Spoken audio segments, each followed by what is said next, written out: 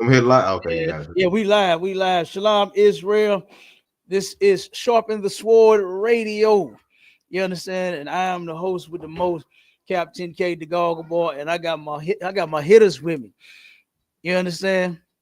Y'all worried about me busting at you when you got to worry about them hitters. You understand? You got to worry about Officer Obama Zor and Officer Maisha Allah in the building, gunning you down. You understand? Worry about me. Don't focus on me. All right, everybody know I roll like Spice One, but you better worry about my hitters. You understand? Hey, but that was a good start off, man. Do you see what I be talking about, brother? And how these cats just be making up stuff off of about this brother. And then did you hear him right at the end when the brother asked him, did he already know that it was a law against getting linings and shape ups? And he said yes. And that made it even worse. That was even worse. Like, why would you even say that? And then you see what I asked him when he did that. He said, now, first, when I asked, the brother was talking about the works that we do versus the works he do. I'm like, brother, we got a record of everything that we do. We don't have to say nothing. Our record speaks for itself. Our reputation speaks for itself. But you, my friend, you understand, what works do you have? What did he do, Maisha? What did he do when I asked him that? Talking about what did he say? He started running. What did he do when I asked him that? What was the first thing he did when I asked him that for a long time? Why you show your works? No, he stayed on mute. Yeah. The brother stayed on mute for like 5 minutes because he know he don't do nothing. And then he came back with, oh yeah, I do. I got works. I do this. Okay, well, let me see it. Mm-hmm. Where your works at? Let me see the works. Oh, brother, I ain't got to show you my work. You started making this. The brother had a bunch of excuses with every single thing that was asked of him. You understand? Right. Every single thing that was asked of him, he had an excuse. And that's incredible. That is crazy. That is amazing. Hey, so like if I could, sir. Go ahead, Marshall. What I wanted to ask the brother when he was saying that, you know what I'm saying? Like why he got to show it, what he doing, this and that. If your people need help, how do they know to come to you to get the help?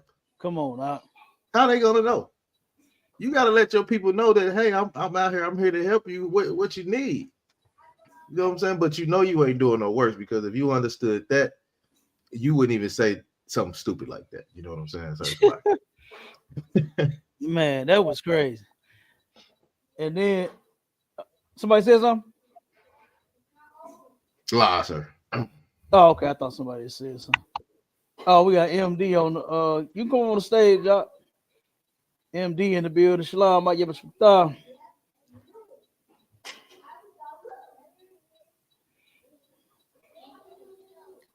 Hold on 1 second.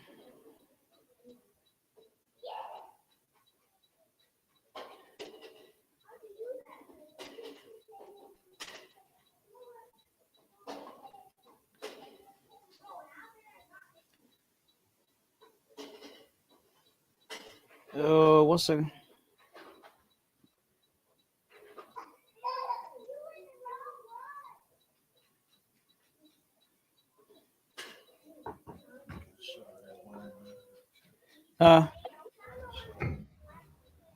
What's that?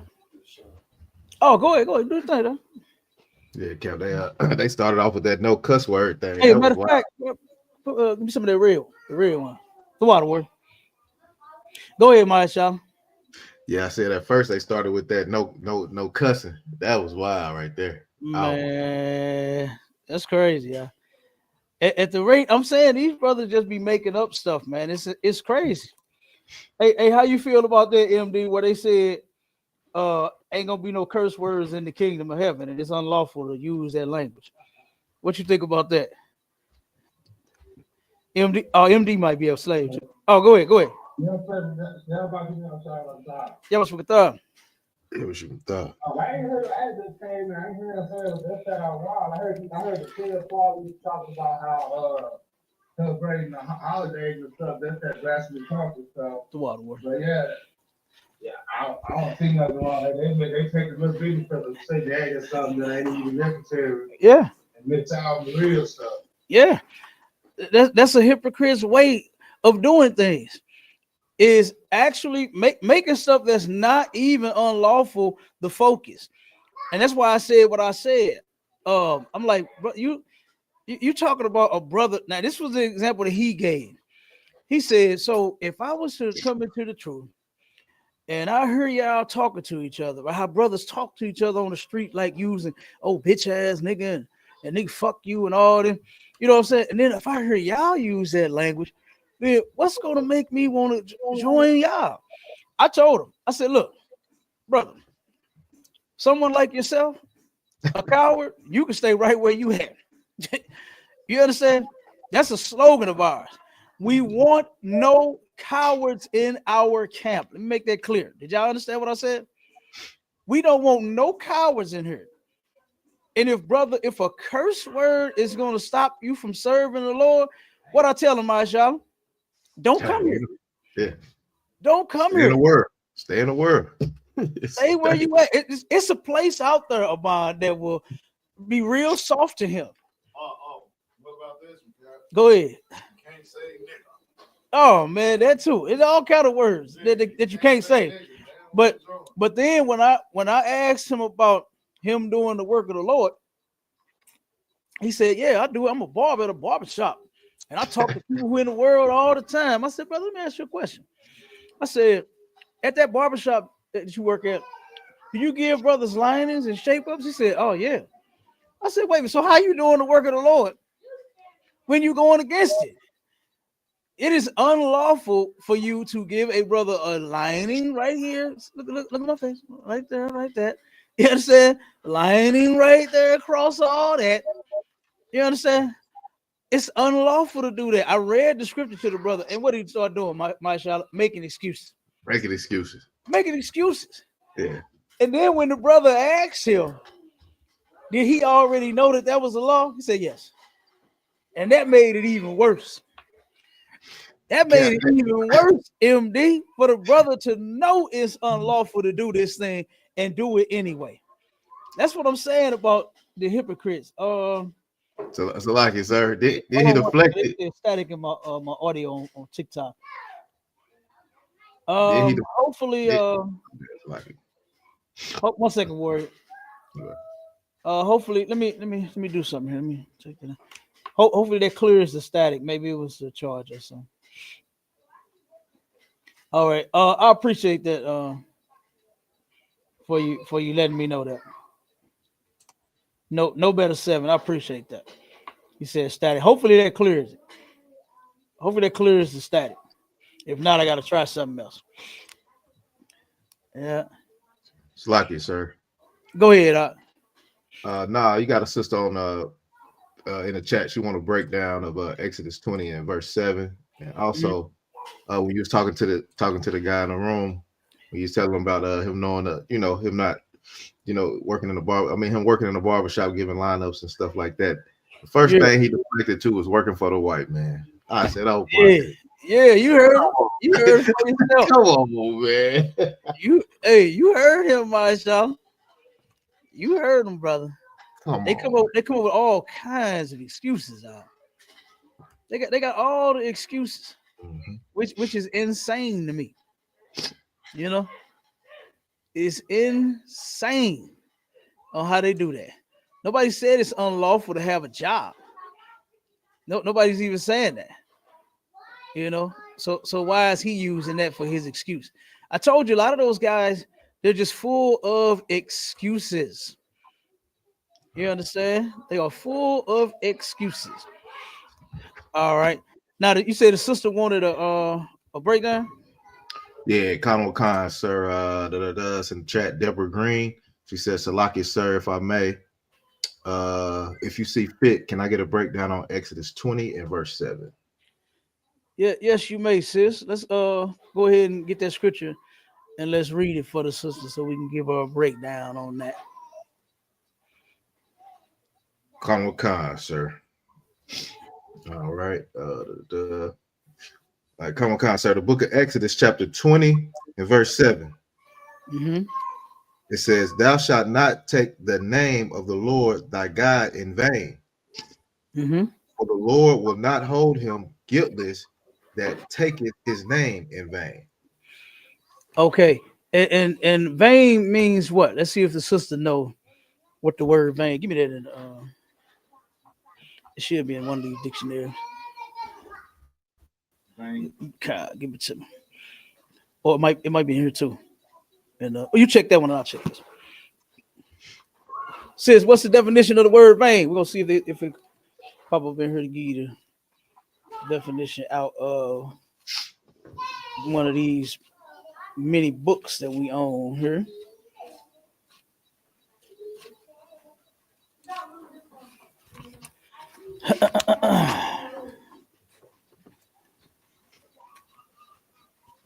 Do she know? Let's see, Salaki, sir. Go ahead. She said, Salaki, sir, if I may, vain without profit. Absolutely. That's it. Worthless, things like that. That's it. But go ahead, you can get it in there. That's it.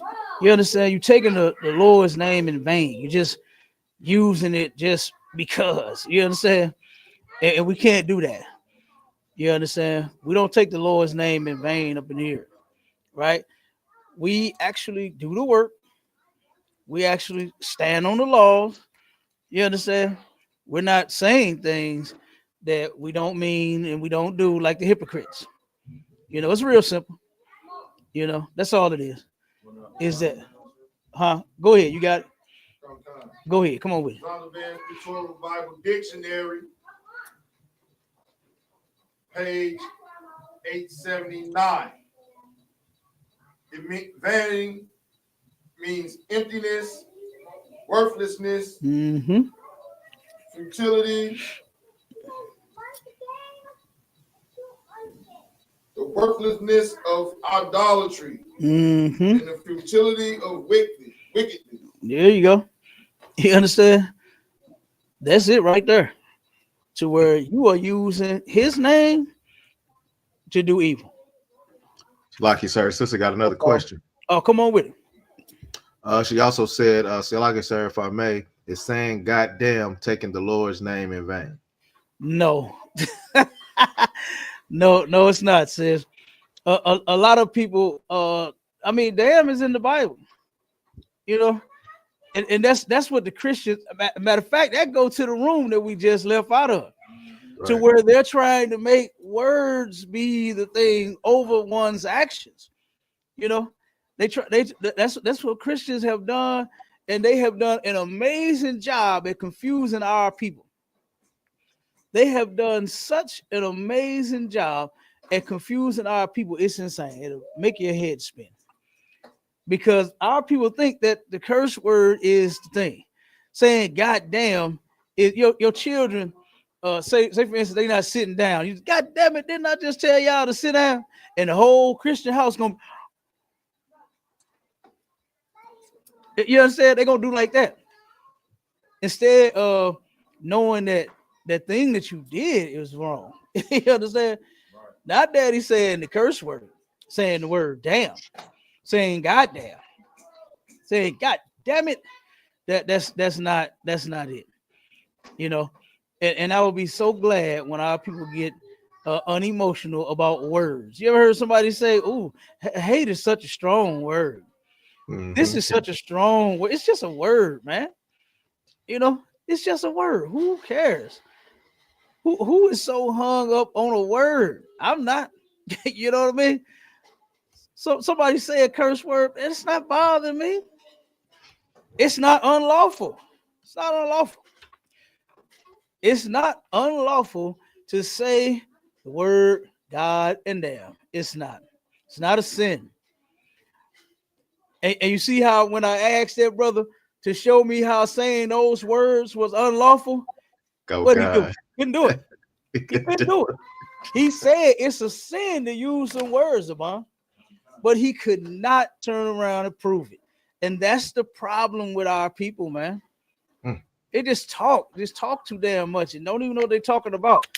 Let me help y'all out there in the world. Everybody's not in the truth. Okay?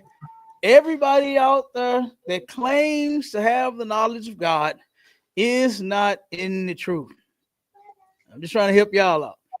save y'all some emotional trauma, save y'all from a transgender coming to your high holy day.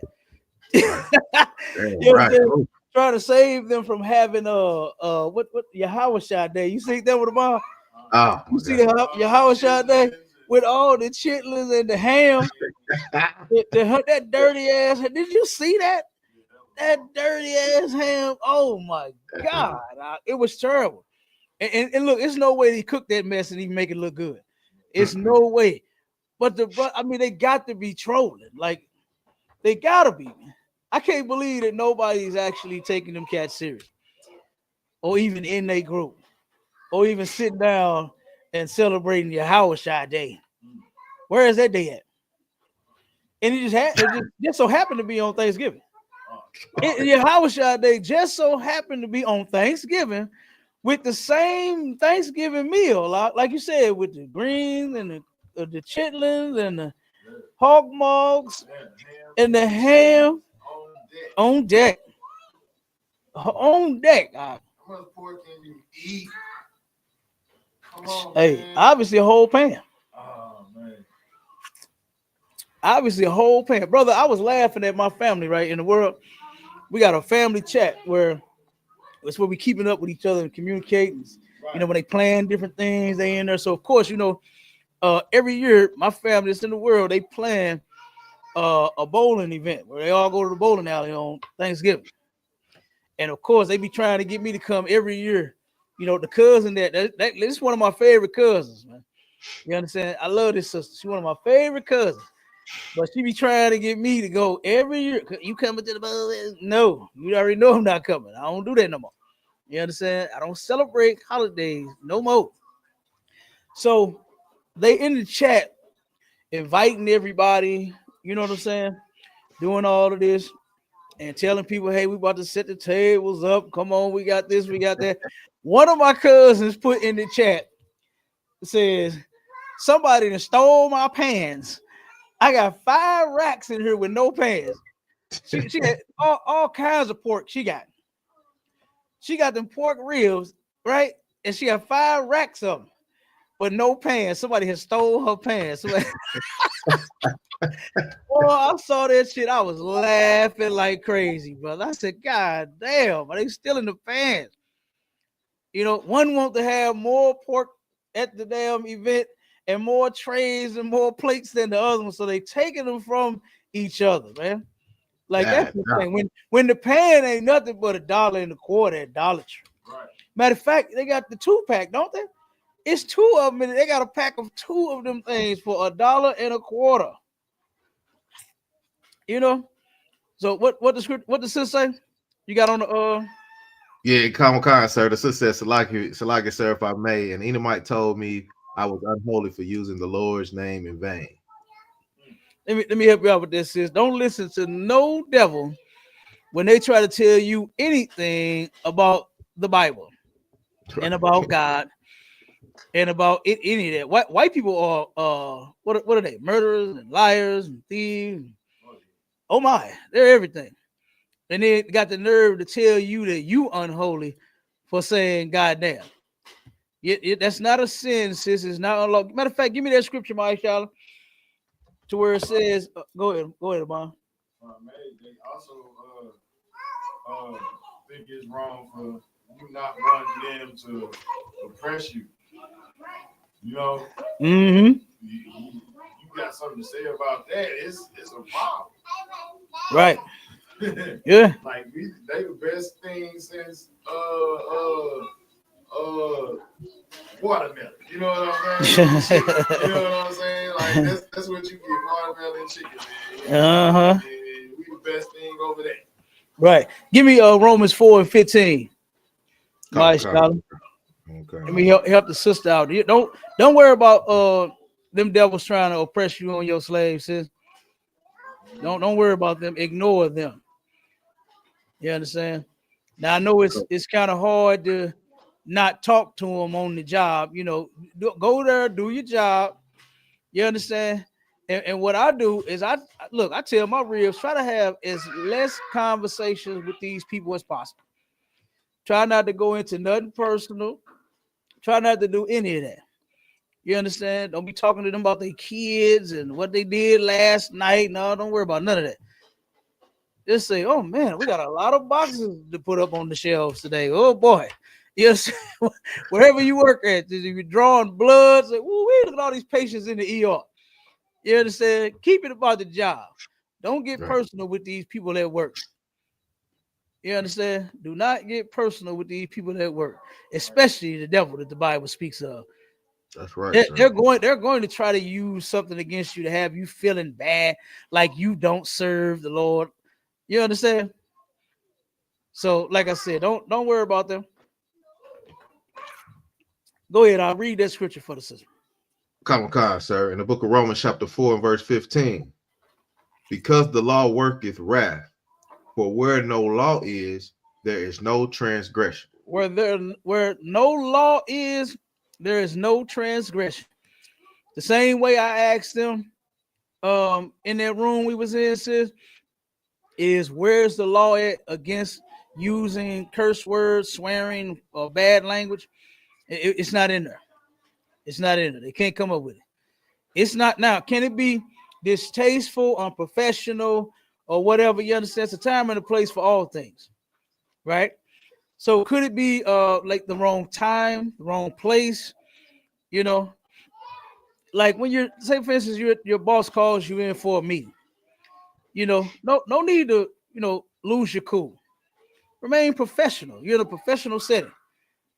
Don't go in there, fuck you, talk, bitch. Hey, what the fuck you call me in here for? Be professional. You know what I'm saying? That's not the time and the place for that. So go in there and say, hey, when you call me in here, what seems to be the problem?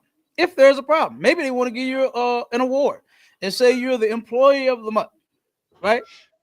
So like I said, be professional in a professional setting, right? It's a time and a place for all things. So, but where there is no law, there is no transgression. There's no sin. There's no law that says you can't use those words. So if a person, and that was an excellent example, my child. We said, so if I hit my toe on the frame of it, because almost everybody do it. Right. Everybody do it. It's dark in the bed. You just came from Pound Town. You done wore your woman out. You done wore yourself out. And then you get up to go to the bathroom and you hit the, I don't know how feet get up under the bed, but they do, don't they, Bob? They always get under the bed and hit that damn toe, and you say, oh shit. So I guess you're wrong now. You done just broke the law of God because you stubbed your toe and you said, oh shit.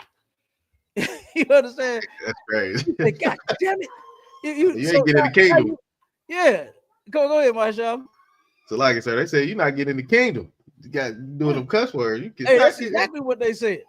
I said, whoa. That's exactly what they said. That's exactly what they said. And you is not getting the kingdom using them words. You understand? So, hey, boy, Lord, be with them people. Right. Wherever they go. Go ahead. Go ahead. The sister had one more question. She said, Salaki, sir, if I may, one last question. If you see fit, I was told that we pick our earth parents before being born. Is that true? No, that's not true. How the hell you pick your parent? Do you know what? Everybody would pick somebody rich to be their parent. Well, come on, man. If you could pick your parent, why in the hell wouldn't Michael Jordan be my daddy? You understand? Versus my daddy, that nigga was rich. He had a little money, but still, I mean, the way he got it was, unlawful, illegal. But why wouldn't I pick Jordan to be my daddy?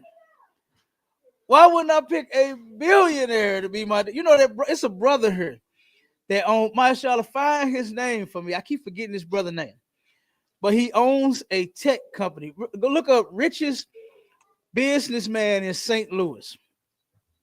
This brother owns a tech business. He got several big ass buildings and warehouses here in St. Louis, over in Illinois. The brother he got it going on.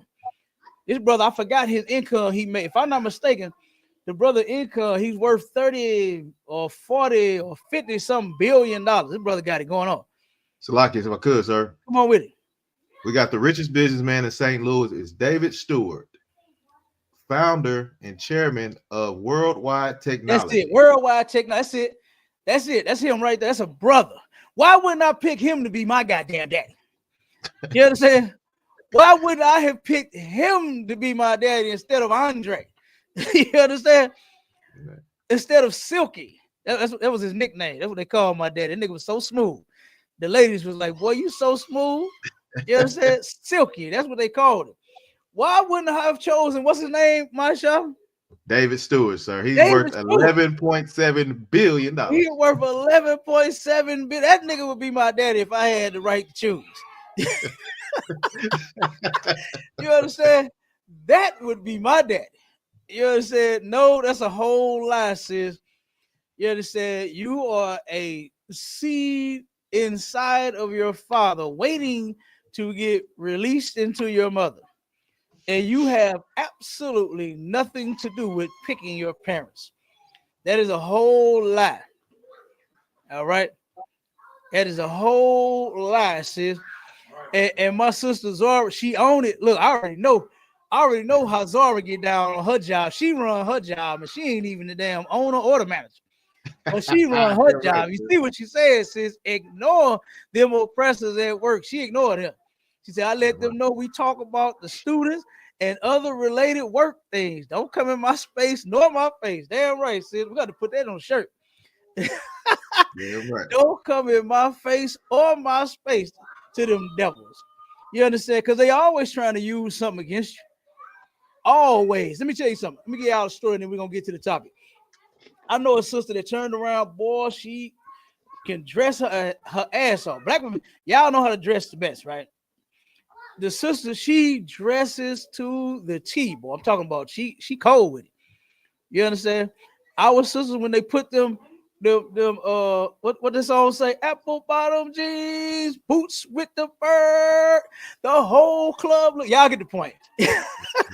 The sisters be dressed and looking good, right? This sister here turned around and went to work. And boy, she started popping her best tag. She said, "Oh, I'm going to work like this tomorrow." I said, "Damn, why you doing all that? Why you trying to wear your most expensive outfits to work? Why you doing that?" "Oh, I'm just going. This white lady was talking about how good I dress and how good I look. And girl, I gotta come raid your closet because you got it going on." I said, "Wait a minute." I said, "I don't think you want to do that, sis." I said, "Because white people are known for taking things and using it against you." I said, "I don't know if that's you want to do that. You know what I'm saying? You want to try to go and show off now. You understand? You might want to hold off on that." Do you know what? About a month later, the same woman that was so impressed about her wardrobe, this is what she said exactly, word for word. She said, "Oh my God, girl, I have to come and raid your closet. Oh my God, you dress so, oh my God, are you rich?" This is what she started saying to her. That's what she said to her. And the sister turned around, took that, and popped her collar like, "Oh, I'm really finna clown. Now I'm really finna show y'all how I get down." Now, and she started popping her best tags, the most expensive tags, because she wears some fly clothes. The sister can dress her ass off. I'm talking about look good too. I said, "Why are you doing that?" Said that white woman. And I said, "Wait, you better watch doing it for them." You understand? Because they'll use that against you, brother.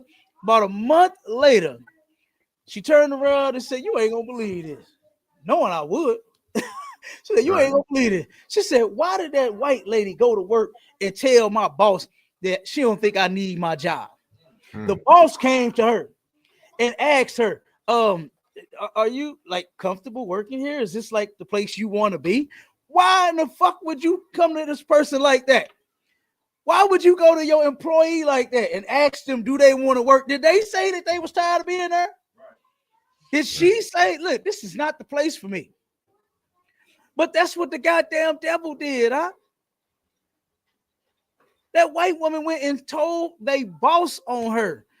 And then the white boss, dumbass, the white woman and the white boss, both of them in the same dumb white ass boat, went to that sister and asked her, do she really want and need her job? Because she got a nice ass vehicle. because she got nice ass clothes, because she look good, look better than any white motherfucker on the job. Right. And you got to turn around and now you want to question her about, do she want her place of employment? Does she want to be there? Like, you got to watch these people. You understand? We ain't just saying they the devil that the Bible speaks of just to be mean towards them. We actually mean it. And why? Because they're showing you. They show you. And I'm telling you, when I heard that, when I saw, look, I wasn't surprised. I already told her, don't go popping your best goddamn tags, because I already knew that what she was saying to her wasn't coming from a good place. You know where it came from? What's that movie? Rosewood. When they said, you know what that nigga got? That nigga got a piano. I ain't even got a piano. That's what he said about. And that's the same thing that white woman said. He said, you know that nigga, she got nice clothes. I ain't even got nice clothes. You know what I'm saying? That's what she said, and tried to get her fired. I said, oh my God, that was crazy. But it was a shock to her. It wasn't a shock to me. Because I already know how white people get down. You can't trust them. You can't trust them, man. You just cannot. You gotta tread carefully and lightly when dealing with them people. You gotta know how to deal with them, man. You gotta know how to deal with them people. And we'll teach you how in the ISUPK. Right. We'll teach you how to deal with your oppressor on the job that live next door to you or whatever. That's your boss, your supervisor. You can come here and learn how to deal with them, and you can make your life easier and better. You understand? Because you ain't gonna be able to change them. You are not going to change them at all. Everybody I know that got a slave that turn around and deal with these folks, whether you got a slave or a business or whatever, it's a problem. It's a problem dealing with all of them. Brother, I had one of my cleaning contracts, right? It was a Jewish, it wasn't the like the church and the it was a small like an office building they had, right? And turned around, brother, these bastards wanted me to come into the back of their business. They wanted me to come through the back door. They didn't want me. They didn't want the nigga to come through the front door of their staff, right on Forest Park, diagonal from the abortion clinic and next door to the it's not YMCA, is it? What's that, a bond? You know what I'm talking about? Goodwill. Okay, right there, right next to them. In that building, they turned around and told me, oh, when you come here to work and clean, hey, you and your people come through the back door. And when he told me that shit, you know what I said? Oh, okay. Ask me, did I ever go through the back door? This ain't the 1600s, 1700s. Oh, who the fuck you talking to? I ain't coming in no back doors. Are you crazy? Right. I park my truck and all my employees park right behind me at the front. We coming in the front door. That's where we going. We don't go around the back door. And then this was what's so crazy about that. We didn't even have access to the back. The back had a whole gate. You needed a code and we didn't have it. So the bastard wanted us to go through the back door knowing that we didn't have the code to the employees and the tenants parking lot, because it's a big building and it's got offices in it. It's got businesses in it. It's got a gym in there. It's all kind of stuff in there. And then they turn around and then they got the apartments on top of that. That's what they got. And then they know that we didn't have the code. So why are you telling me you want me to come through the back door? Trying to set us up for failure. Right. And you know what I said to him when he started talking? I said, oh, okay. When he told me to come through the back door, oh, okay. Because we don't have the code. We do not have the code to the back door. You understand? So I paid that shit no attention. And this white boy every doggone day kept complaining. So, man, why don't you guys come through the back? I said, because we park on the front. But you're supposed to come through the back. All right. Okay. And we kept coming through the front. We don't have the code. And then more importantly, I ain't coming through the back door. I'm coming through the front. Simple as that. So, like I said, these people are horrible, man. That's how they do us on these jobs. I know everybody that work a slave or own a business or do whatever dealing with them people, man. You got some type of story. I'm sure you do. I know you do. Because we are in hell. What you call it, Officer Obama? This is Saint Lucifer, Hell Zuri. You understand? In the middle of Hell America. That's where we at. We're not in Kansas anymore, Toto. You understand? We're not in Kansas anymore, Toto. Okay? We are in hell, brothers and sisters. And these people are going to make sure that we live like it every day. That we're going to know it every day. That we're going to know that we're not accepted every day. You understand? And the only thing for us to do is to come together like what the Bible said. You understand? Give me that in Zephaniah, my Shala. Con, sir. Zephaniah, was that 2 and 1? 2 and 1, sir. Yep. Yeah, give me that. Look, Bond always be pulling this scripture, boy. Right. He always be pulling this one. And it be on point, too. All right, sir. The book of Zephaniah, chapter 2 and verse 1. Gather yourselves together. Gather yourselves together. Keep going. Yea, gather together, O nation not desired. O nation not desired. Who is that? That's us, man. That's blacks, Hispanics, and Native Indians. Nobody accepts us and wants us anywhere. We're just a problem to these people everywhere we go. And nobody wants to be next to us. Nobody accepts us. And you know what that should do? That should make us accept each other more and more. Right. You understand? To the point that where, look, I be riding around and I wish that I didn't even see half of the people that I saw riding around. I wish I only saw another brother or a sister everywhere I turn, every corner I turn. I be hoping to see a brother, but God damn it, it's an East Indian. Right. It's a damn devil. It's an African. You understand? Hey, Officer Bond said you can spell them before you even see them. Hey. You understand? It's a goddamn Arab. It's a Chinese. I got to see all these people before I see my lovely brothers and sisters. And that shit be getting on my nerves sometimes. I can't wait till we in a place to where we are the first class citizens and not them. You understand?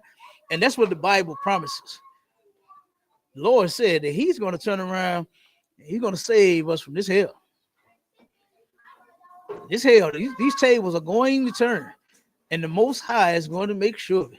Our king and the angels, they sitting up there waiting to do it. They ready. Even though you got goofy Negroes teaching that angels is training for war on the other side of the sun, they already ready. You understand? I don't know who would teach you such a thing, such a purple thing, but good damn night. You understand? The angels up there training war. Good God, y'all. What is it good for? Absolutely nothing. Say it again, y'all. Wow. Yeah. Hey, that shit is ridiculous. Thank God for the truth. Come on with it. Came down to earth to get some food. Oh man, come on. They don't even got a mama. Who even said? Come on, man. Who? Oh my God. So the angels in heaven saw all of this booty rocking everywhere, and they had to get them some. They had to have them some. So they turned around and came down here and started snatching up all of the booty. You understand? Do you happen to know the stamina of an angel? Like, come on, man. Who knows the stamina of a nigga that can fly? You understand? Come on. A nigga that can fly, do you know what kind of stamina he got? And then to get him to take you to Pound Town, are you crazy? Right. Are you kidding me? Like that's insane. But yeah, they infatuated with that nonsense and them lies. Let's get to this topic, man. Let's get to the topic, Aggie. You understand? Let's start pulling these statistics. Let me start with some of these videos that we got to where we are going to show you. Let me see. This is the Big Bad Black Mama edition. All right. And what we're gonna be doing on Defile Not Thy Child, we are going to be bringing awareness, light, and solutions. You understand? To the things that are plaguing our children. I know a lot of people don't care about baby's kids, but we do. Right? I know a lot of folks turn around and take what happens to children as if it's a light thing, but it's absolutely not. You understand? And I want to turn around and I want to play some videos of some sisters telling their stories, and even a brother. I think we have two brothers in here. Them telling their stories of how their mother mistreated them as children. Because, like I said, this kind of stuff, this is something that we absolutely need to fix. You know what I mean? And our hope and our goal is to turn around and take some of these brothers and sisters that have these issues and help heal them, to do the thing that their mother is not concerned with, their pastor is not concerned with, the people in their family is not concerned with, that nobody in the world is even concerned with. You understand? A lot of people out in the world don't even give a damn about these children.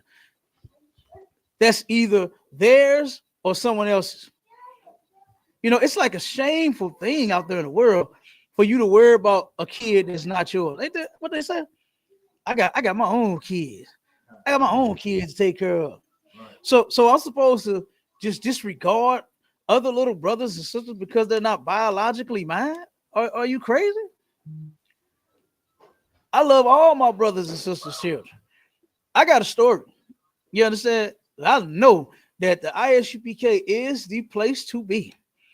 You understand? One of the Passovers that we had in Florida, right? What's the brother name out of Florida? Is it not Yarma? What is his name out of Florida? Mashallah.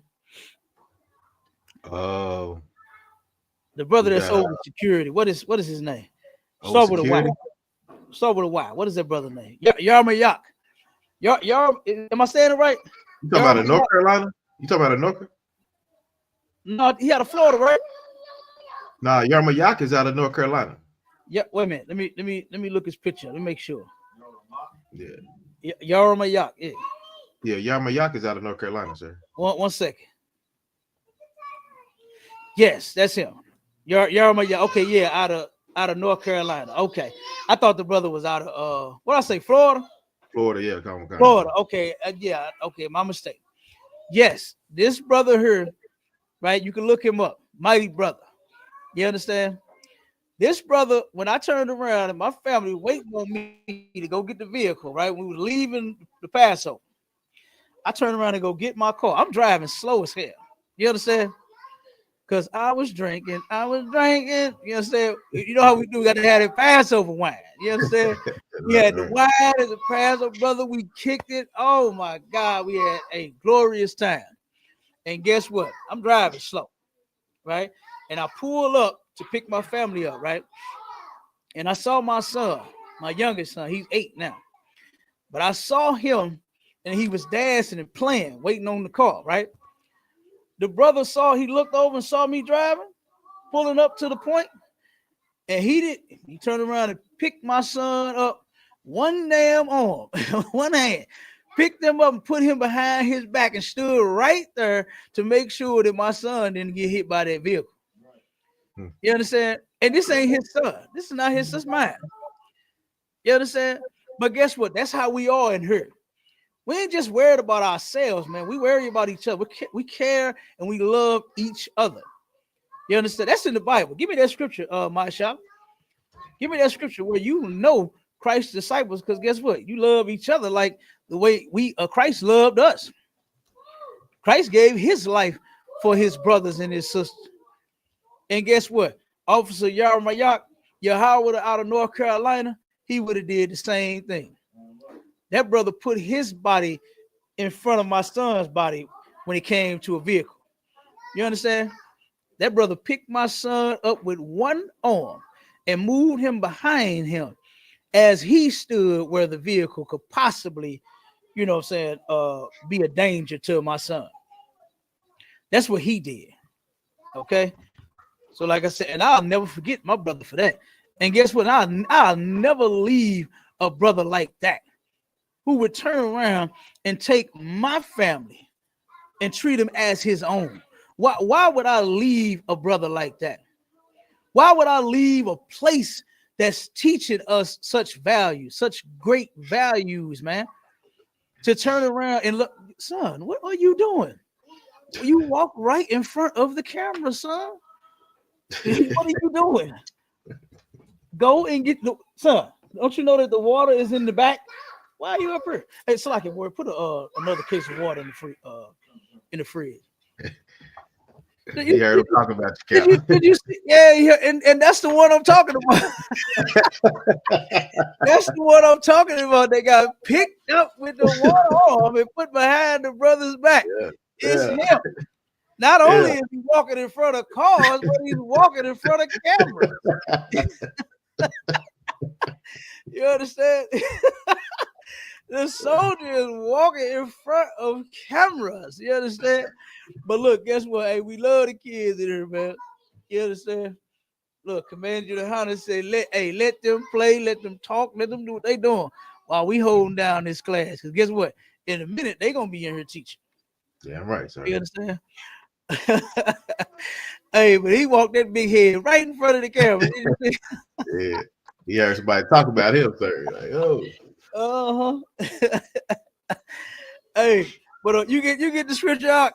You want that John 13 and John 13 and 34? Is that the one about you? They will know you are my disciples, for how you love one another the way I loved you. Yeah, come on, sir. Come on with it. Read it. Come on, the book of John, chapter 13 and verse 34. A new commandment I give unto you, that ye love one another as I have loved you, that ye also love one another.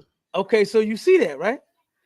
You're supposed to love each other, not that nonsense that brothers make up out there in the world, and sisters make up out in the world, talking about I got my own damn kids. You understand? These are my kids.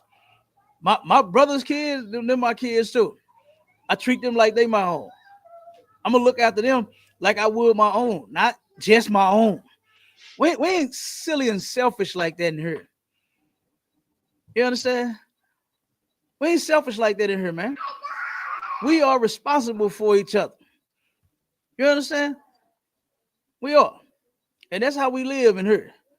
So I just wanted to use that as an example before I go into these videos, because it's terrible, man, how these man, just wait till you hear some of these stories. Hold on. Let me see. Let me get the first one real quick to show you how these mothers are treating these girls, man. Wait a second. Hold on. I don't think this is the one that I want to start with here.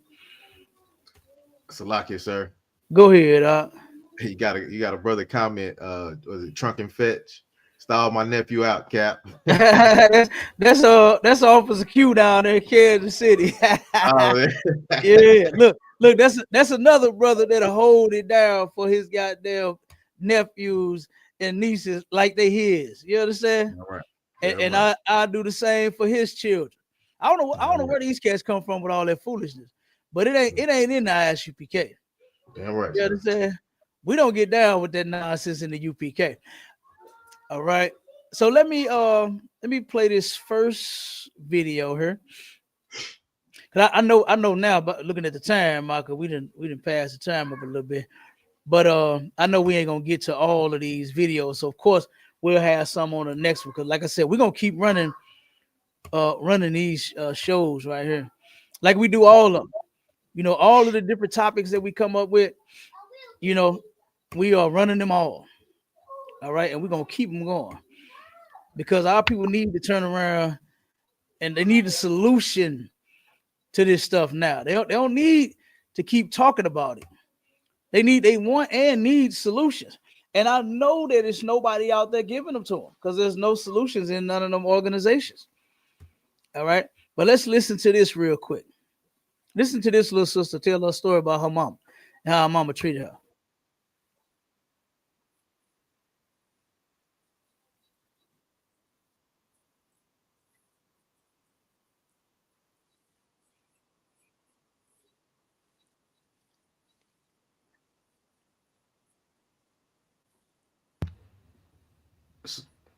So like, Cap, you hit play on it? I don't hear no sound, sir. You can't hear it? Nah, sir. I can't hear You don't see it? I can see it, but I don't hear it, sir. It's actually playing. Yeah, let me hold on one second. Let me see what's going on. Hold on. Let me see what's going on. Because I got the volume on. And mine might be frozen.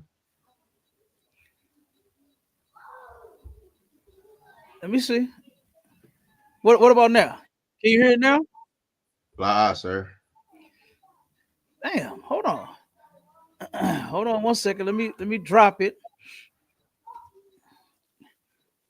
Okay, I took it down. Now let me pull it back up. Okay. Because it's actually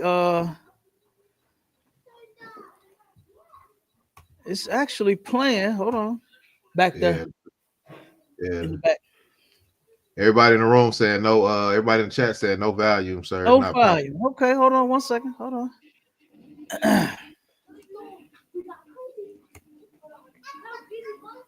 What? Oh, you can hear it? You have volume on it? Okay, something must be going. Hold on one second. Because Maria said she could hear it. Hold on one second.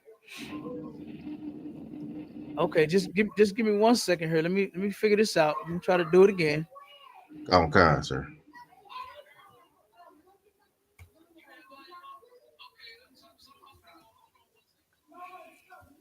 Okay, so the volume is off now. Now I'm about to share it. Let me see. I turned it on. I'm finna share the screen. It's up again. Can you see it now, Mashallah? Live, sir. I don't see it up. I just You see can't me and see you it? on. Okay, hold on. I just see me and you on the screen right now. Okay, hold on.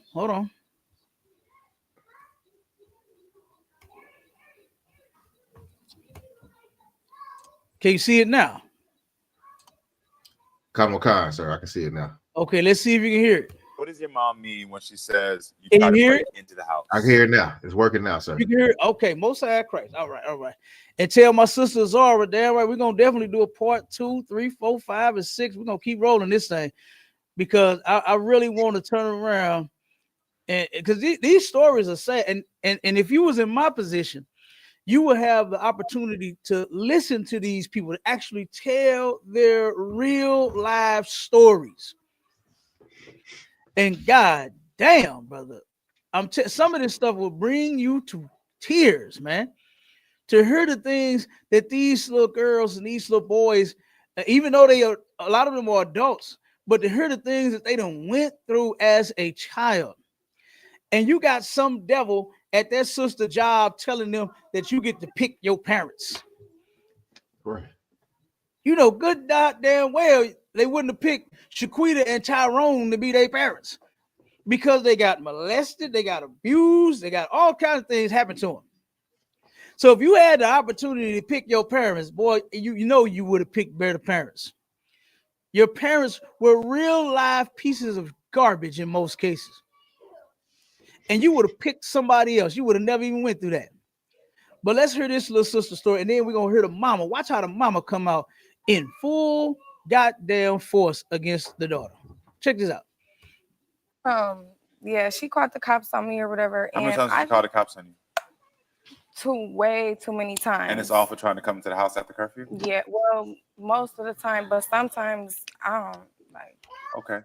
How old are you? 18? Yeah. So did she let you back in? She 18 now. She didn't let you back in. No. She 18 now, but this has been going on for some years.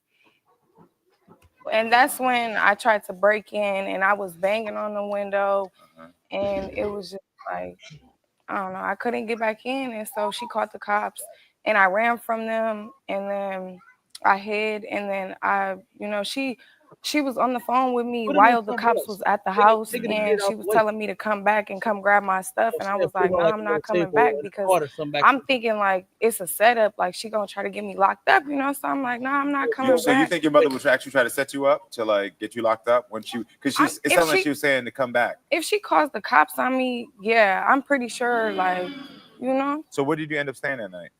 Outside. Outside. Okay. So was this the first time she kicked you out? No. Okay. How many times have you been kicked out before?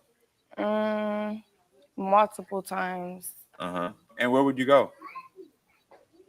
I don't be having nowhere to go for, so like I would just try to find my way around, text my friends. And so let me just make sure, because like I'm gonna hear your mother's side of the story as well. So is this just for missing curfew, or there's other behaviors?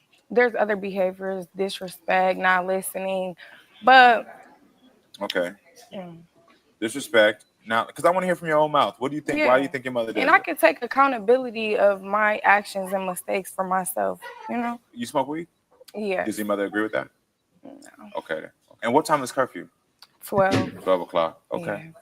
When you would get kicked out of the house, you would still go to school?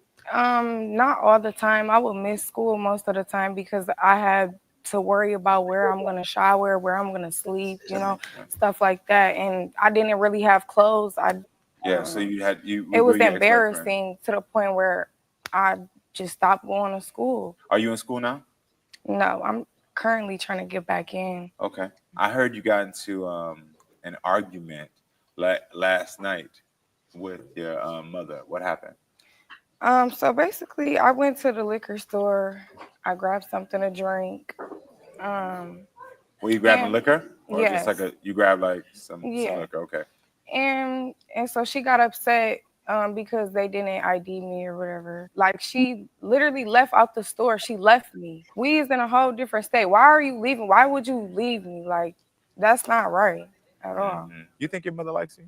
No. You think your mother loves you? When was the last time you heard your mother say I love you? Probably like before I turned a teenager. Well, I want to hear what your mother, Nina, has to say about the situation. So before she turned into a teenager, that was the last time she heard her mother tell her she loved her. And what a lot of these sisters don't want to do is take responsibility for these children turning out the way that they turn out. I guarantee you she's just like her mother. Now, that's what the song says. She get it from her mama. You understand? And that's who's raising you.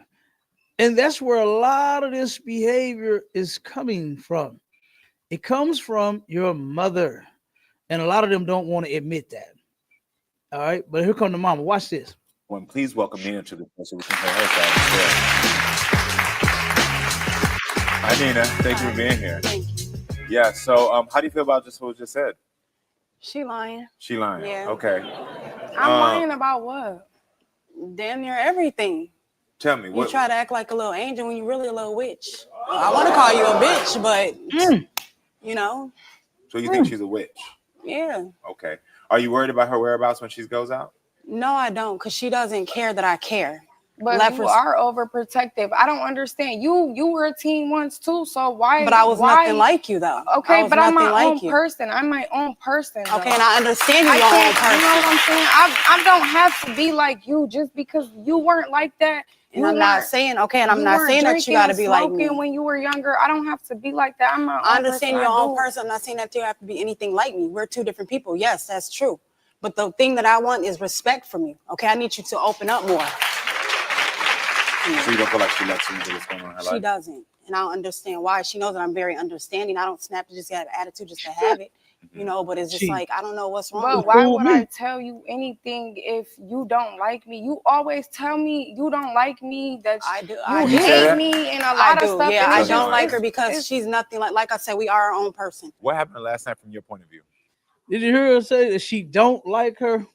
Just hold. Did you hear her say that she don't like her own baby? I don't like her. I don't like her. You understand? She don't. And that's the whole point. You heard her when she came out, she said she a witch. I would have called you a bitch, but you a witch. And you created her. You turned around and had her. And that is insane, this stuff that these mothers are doing to these kids, man. They're setting the tone, the example, doing all of that, you know, doing all the stuff in front of the kids. They wonder where they get all this, dealing with different men and sneaking out the house and all. They did that same stuff when they was kids. You understand? The sister Shapala said, "Khan, sir, we are a product of our raising and a product of our environment." Absolutely. Absolutely. I got a little cousin that called me crying. This brother, he grown, right? He's an adult. The man is in his 20s, getting close to 30s. And he called me crying about something that his mother said, my auntie. He said, "Because I can't believe that she said this to me." I said, "What'd she say?" She going in on him and the fact that he does drugs. And she said he was talking about her.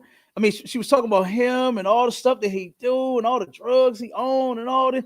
And at the end, he said, "But I got it from you." That's what he said.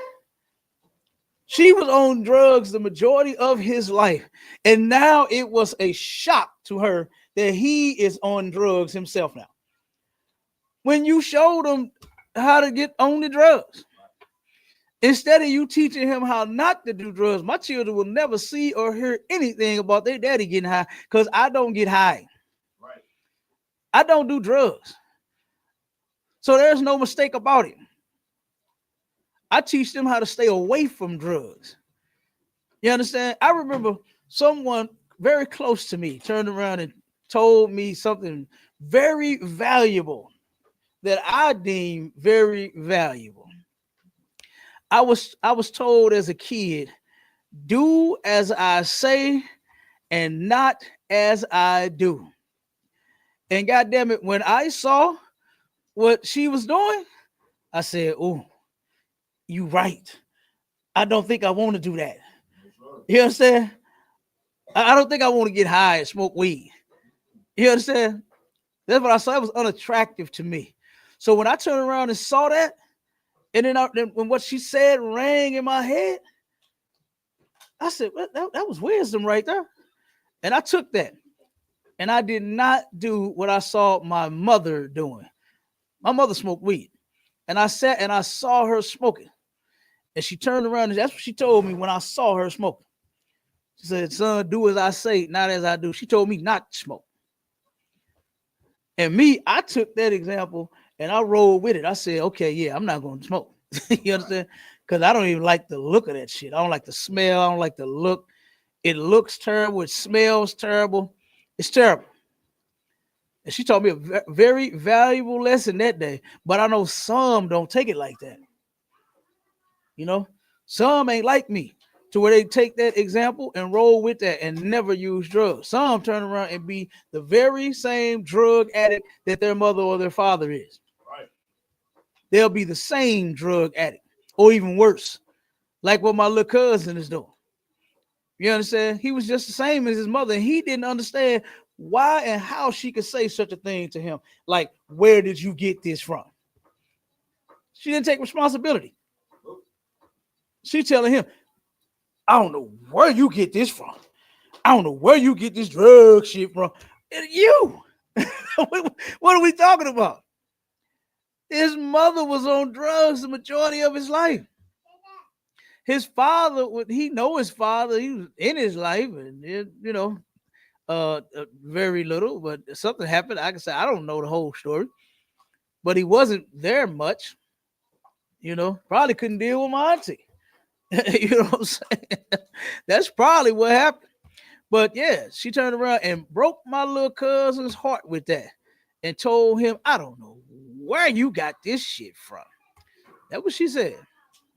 All right. So let's share the next one real quick. Can you see it on the screen, Doc?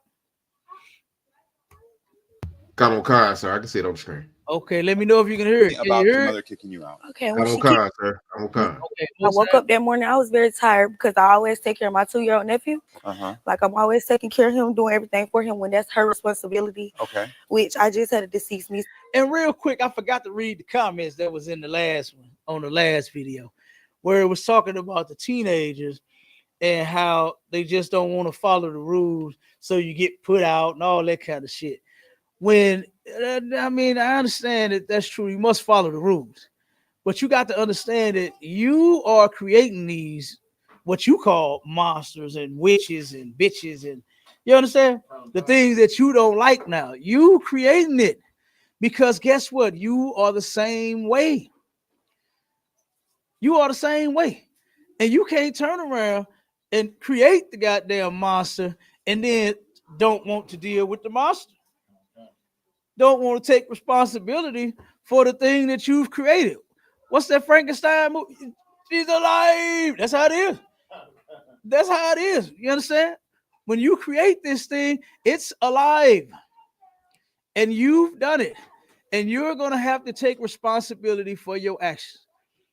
For you raising your child to be evil. You understand? And guess what? A lot of them don't. They just won't do it. They refuse to take responsibility for their actions. And you're going to hear a lot of this in this video. You know, you can't raise the child all fucked up and then expect for them when they get older to start appreciating you as a parent, to do what you say as an adult. You understand? They're a teenager now. I remember something else my mother told me is that she said, son, when you get older, the leash is supposed to get looser and to come off, not get tightened. You understand? And I understood what my mother was meaning by that. You understand? Is as you get older, you're supposed to get better. I'm not supposed to have to try to whoop you more as a child, as a teenager. You way past the goddamn whooping. And hell, most of the time, these sons be 3 times the size of their mother when they turn teenager. You understand? Now, how you trying to whoop somebody 3 times your damn size? It just don't work, do it, mashallah. It don't great. work. You have a hard time swinging that belt. That big old boy, he damn 6 feet tall, and you know what I'm saying, 100 and some pounds. You trying to whoop him with a belt. Imagine that. And here you is 4'11", 5'2". You understand? Trying to whoop your teenage son. As you get older, you're supposed to be able to loosen that leash and take it off around the dog's neck. And I'm just using that as the metaphor my mother used. You understand? That was a metaphor. She wasn't saying like a dog. But after you train a dog, you understand? Guess what? You know how the dog, once you teach it how to go outside to pee, once you teach it to go in the bowl to eat and not knock the bowl over and spill it all over the floor and all of that, once they train, they good. You ain't got to deal with it no more. Once you got to keep training your children. That's what the Bible says, to train up a child in the way in which he should go. Then when he gets older, he will not depart from it. That's the part that our people are missing, is they are not teaching these children which way to go. And the way to go is by God's laws, statutes, and commandments, not just the rules in your house. See, if we taught these kids about drugs and how to stay off of them, they wouldn't get on them. Because guess what? You doing them as a parent. Most of these parents are using the drugs right there in front of their kids. And then you shocked because they get older and then they want to do the drugs. A lot of these women are bringing men in and out of their goddamn house. I remember back in the day, boy, it was uncle and cousins so much. I was like, whoa. How in the hell does that look? Uncle and cousin going in the bedroom with your mama and you hearing noises after they go in the room. But that's my uncle in the bedroom with my mama. That's my cousin in the bedroom with my mama. That's what black women used to tell their kids back in the day. Me and your cousin finna go in the room. You stay up here. And then when cousin and uncle go in the room and they heard, they heard Pound Town going on. What is a child supposed to damn think? You were confusing and traumatizing the child. You want some more, son? Get some more. Go ahead. Your thing. So you're confusing the child. So, like I said, this is crazy, but check this one out. Let's listen to this one. And then I'm gonna make sure I read this sister comment on this one before we get out of here. That passed, so she's real up and overprotective about him. So I woke up that morning and she walked in there. She was like, well, get up and take your nephew to school, but she's not doing nothing. So I'm like, why you couldn't do it? She didn't even say much. She just started arguing with me, yelling. Then she called the police. So after she called the police, I'm like, why would you call them? Usually when she called them, she told them I'm not supposed to be there. So I got real scared. You said usually when she calls them. So this is a reoccurring. She called them all the time. On you. So when she called him this time, I knew she was gonna try to, she's not supposed to be here, send her here. But this time I had been and got put on probation. So I was real scared about her calling me. So when she called him, I just instantly started recording them because, you know, when you want to call the police, I'm gonna pull out my phone. I got my proof. I know what I done. I know I ain't did nothing wrong. So I recorded, and they basically just asked me a few questions about, do I live there? Do I got stuff in there? And I did. So I told them what happened. So you sent my producers the video that you said you took that day. Can I see it? All she did was kick me out this morning because I didn't want to wake up and feed my nephew, and I got the messages. I've been living here for months. I called y'all yesterday and told y'all the same that she keep doing. Yeah, that stops today. Okay, but let me talk to the police officers right quick. And unrecord me. No. Now. I don't appreciate you lying, so I'm not going to on social media. That's why. I'm not going to post it. I'm just keeping it for my record if I get in trouble. Here, ma'am. Y'all come in. Okay. She said. So what did you end up saying when you left? Okay, I was saying to my boyfriend. And then look at her clothes. Yeah, that's my stuff. Because she didn't want me home. And let me put back. The girl out, got all her stuff sitting on the curb. Like our people really think that this is something cute. I hate when our little girls get this age and they turn around after you done raised them completely wrong. You turn around and want to put them out. You want to humiliate them, embarrass them.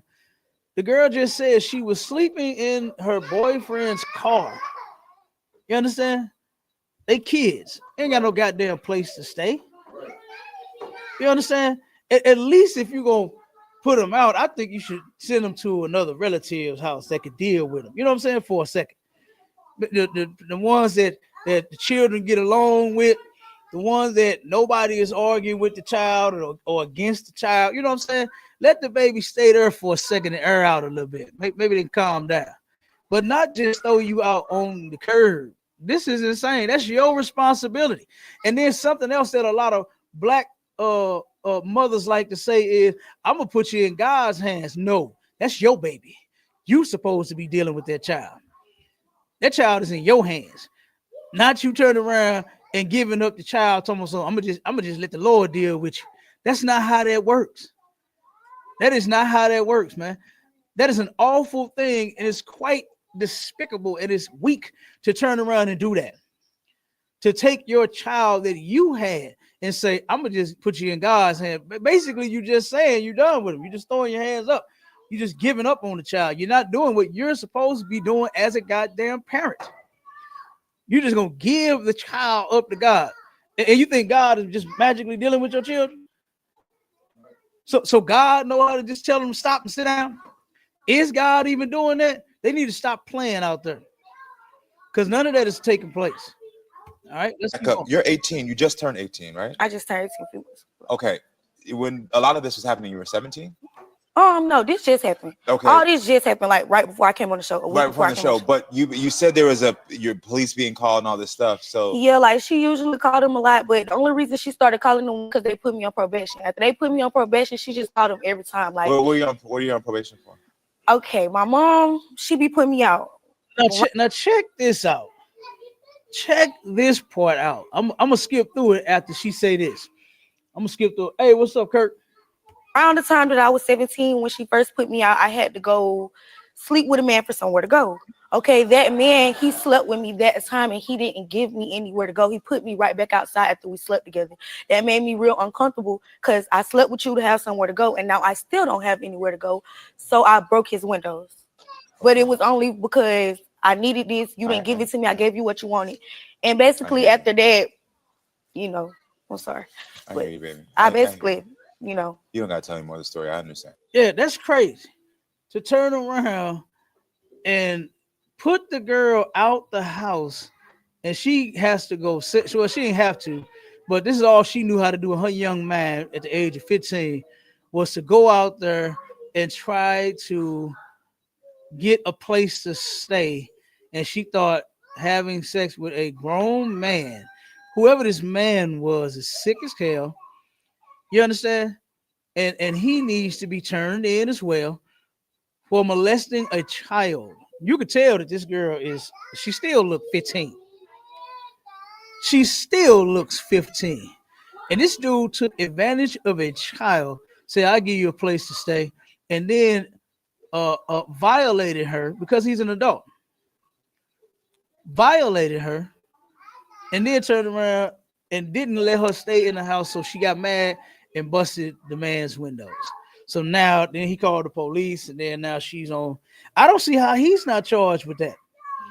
I don't see how he didn't get a charge with. Wait a minute, hold on. While you calling the police on her, turn around, hands behind your goddamn back, and they haul his ass in. Why you worried about some fucking windows? You just molested a child, and you worried about some motherfucking windows. It's crazy. So, but let's. I'm gonna skip through it for a second. I understand. Had to have somewhere to go, and they had like me and him got into it. He fought me. Did your mom know about that? Why you're on probation? Did she know that's the reason? Not really. She just know that when it came time for court and stuff, I asked her for help. I told her I didn't break the window because I didn't want my mama to go against me. She always would go against me no matter what the situation is. And where are you standing right now? So she couldn't even tell the truth about what happened to her and the whole story. You understand? But there's a little twist in there. She didn't know about this incident, but she did know that this girl was out selling her body. Let me try to skip through it. When did the issues start with your family start? Okay. It started in the house. I have no response. I guess it's because she do it too. She don't. You know what I mean? Oh, now wait a second. That's something key too. That you were sleeping with men to get by. Yeah, she knew that. She did know that. Okay. She knew. So the only one she didn't know about was the one when you were 17. Yeah, she didn't know about that one because by that time she had. Right, she's explaining it now, saying that she didn't know about that incident when she was 17. She's still a minor, and this person is still a grown ass man fighting and had molested this damn little girl. Right. But the mother knew. She just answered it. She said, oh, yeah, she knew about the other incidents, but she didn't know about the whole story as to why she was on probation. Like she said, she didn't want to tell her because the mother goes against her all the time. So she didn't want to tell her the story. So she'd come in court like, oh, yeah, she probably did do it, y'all.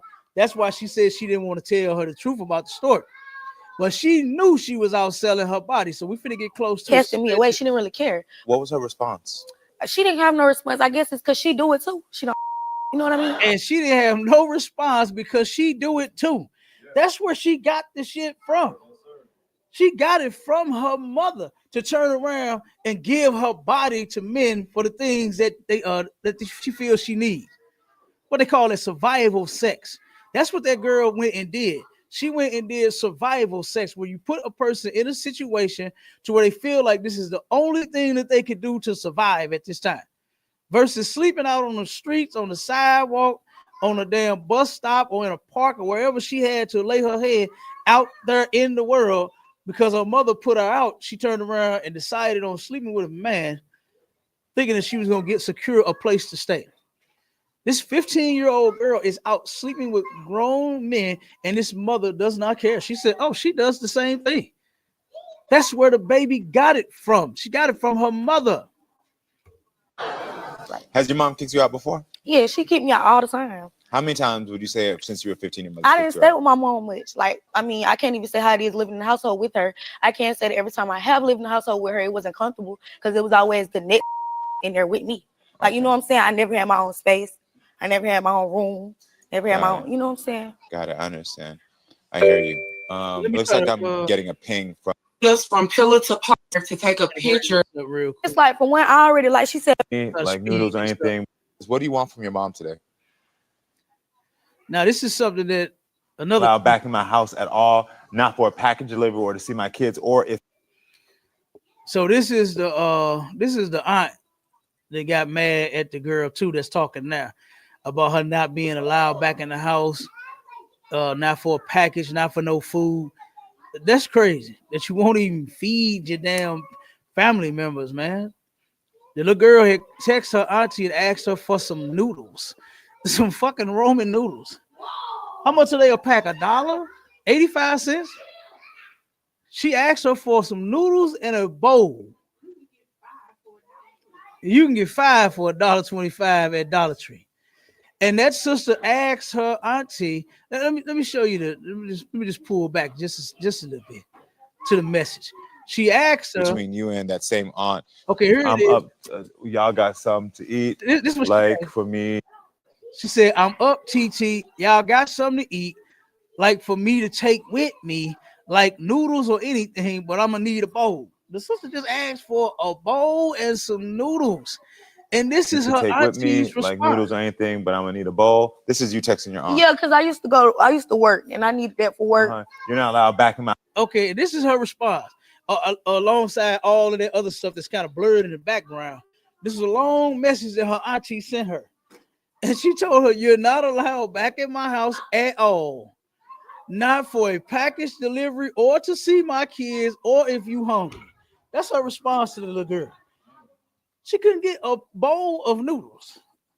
This is how they out here treating these kids. They raising them like this. You doing the exact things that the child started doing. That's where she got it from. And now it's, oh, you know what? Oh, no, you ain't loud over here. You this. Now the child, the one that's supposed to have been being raised the right way, being taught the right things, and being protected, she's obviously not protected. She obviously was not taught anything nice. She even says it. She goes on to say, "You never even taught me how to be a woman or anything. You never taught me nothing. But you mad at me, you holler at me, you cuss me out, you call me bitches and hoes and this and that." You can go watch this whole thing. This is on the Karamo show. You can go watch this whole video. She says all of this. And when the mother comes out, let me skip to the mama. Let me get to the mama real quick. Let me just bring the mama out here. Let me bring the big bad black. So everyone, please welcome Shanta to the show.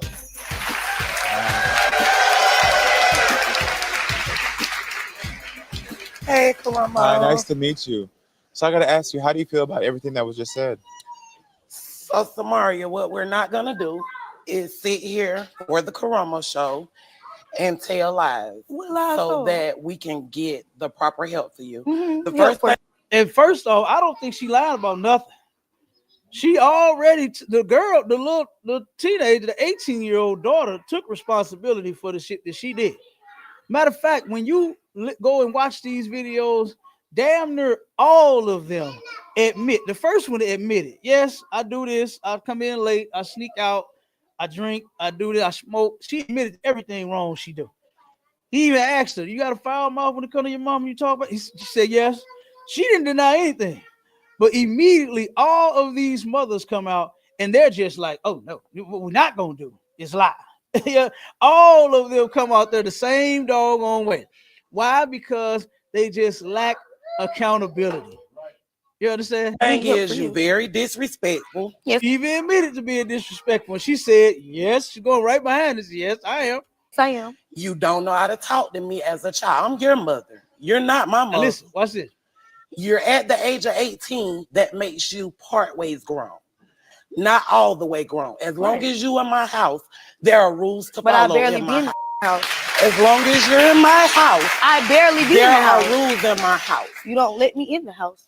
When you're there. Okay. Yes, I put you out. And it's the reason for me putting you out. Mm-hmm. You use profanity towards me. Mm-hmm. You don't know how to talk to me. Not only that, and don't you do that to me on a regular though? You have Don't you do that to me on a regular though? This is how the little girl is being treated. This is how she knows how to respond that way. That's why she doing it. You do her like that. You sit and cuss her out. And she's about to admit to it. regular, not just when we're arguing, when we're going through it on a regular. You have manic behaviors to where you destroy property. I do not have to tolerate that from you. Do I have manic behaviors because baby, I'm old school raised. You understand me? Old school. No, you're not. You know what I'm saying? What you are is traumatized raised. That's what you are. You're trauma raised. And then you put that right onto your child. All of your traumas that you went through as a goddamn child, now you're doing it to your daughter. That's what happened. She ain't old school raised like what she's about to say. You understand? I just stand up now. If my mama look at me, she could line me up with her eyes and me and my sister get in line. You do not do that. You go word for word with me. Because you and talk. You weren't raised like that. You talk, though. It's the way you go talk. Word for word. Like how you talking right now? You don't talk like that at home. When I get in trouble, you heard she said the way you talking right now, that's not how you talk at home. I know I can look at her and tell. That sister got a lot of demons on her. Both of them do. But that mama got more than that goddamn daughter. And I could tell that she don't talk to her very calmly like what she's doing. When she said, you know what? When my mama would get up and raise up at me and eye me up and look at me, then you know what? Then we get in line. That's not how you coming to your daughter. She's saying it. And I believe like if I could, sir. Come on with it, my Shaw. Like if I said, and you kind of see how the mama already. Now she on the best behavior that she on this show. Yes. But look, the mama done already walked up on her. You know what I'm saying? Mm-hmm. So you know she doing that's what she do. Yeah. That's what she do at home. Yeah. She trying to intimidate the little girl. She 18 now. There's a different way that you're supposed to be dealing with your children when they start getting of age. You understand? That's why I said when my mama told me, when you get older, I'm supposed to unloosen the leash, not make it tight. And that's the exact opposite that black women do. Is they raise their children wrong, backwards. You understand? And then once they start getting older and out of hand, then now they want to turn around and start putting their foot down. Now they want to put the beat down on the little girls because they what's that saying? She just start smelling herself. It's your fault. It's your fault. You raised this child wrong. And is she about to get into some more? I'm not gonna use any profanity on this show, but Karamo, I do. Yeah, like because like as a character, if I call her bitches, what you mean? Hoes, I'm just being honest with you. That's what I do. And that's what she do. You call the little girl bitches and hoes, and you expect for her to respond to you? Yes, mommy dearest.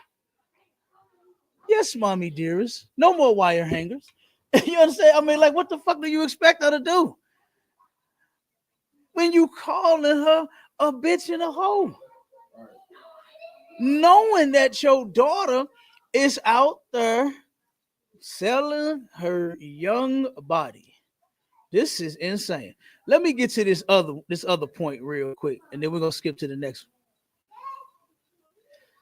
This where the brother went in. Ask me for things. If I have it, I give it. Mm-hmm. And you barely have it. So do you want a relationship with your daughter? I do want a relationship with her. Yes, I do. You do. Hold on. If she thinks she's making a grown decision or not, doesn't understand her body.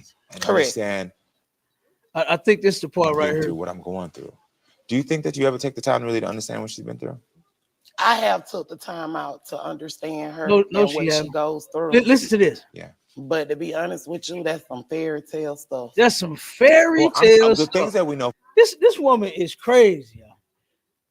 This broad is the monster, not the baby. She made the baby a goddamn monster.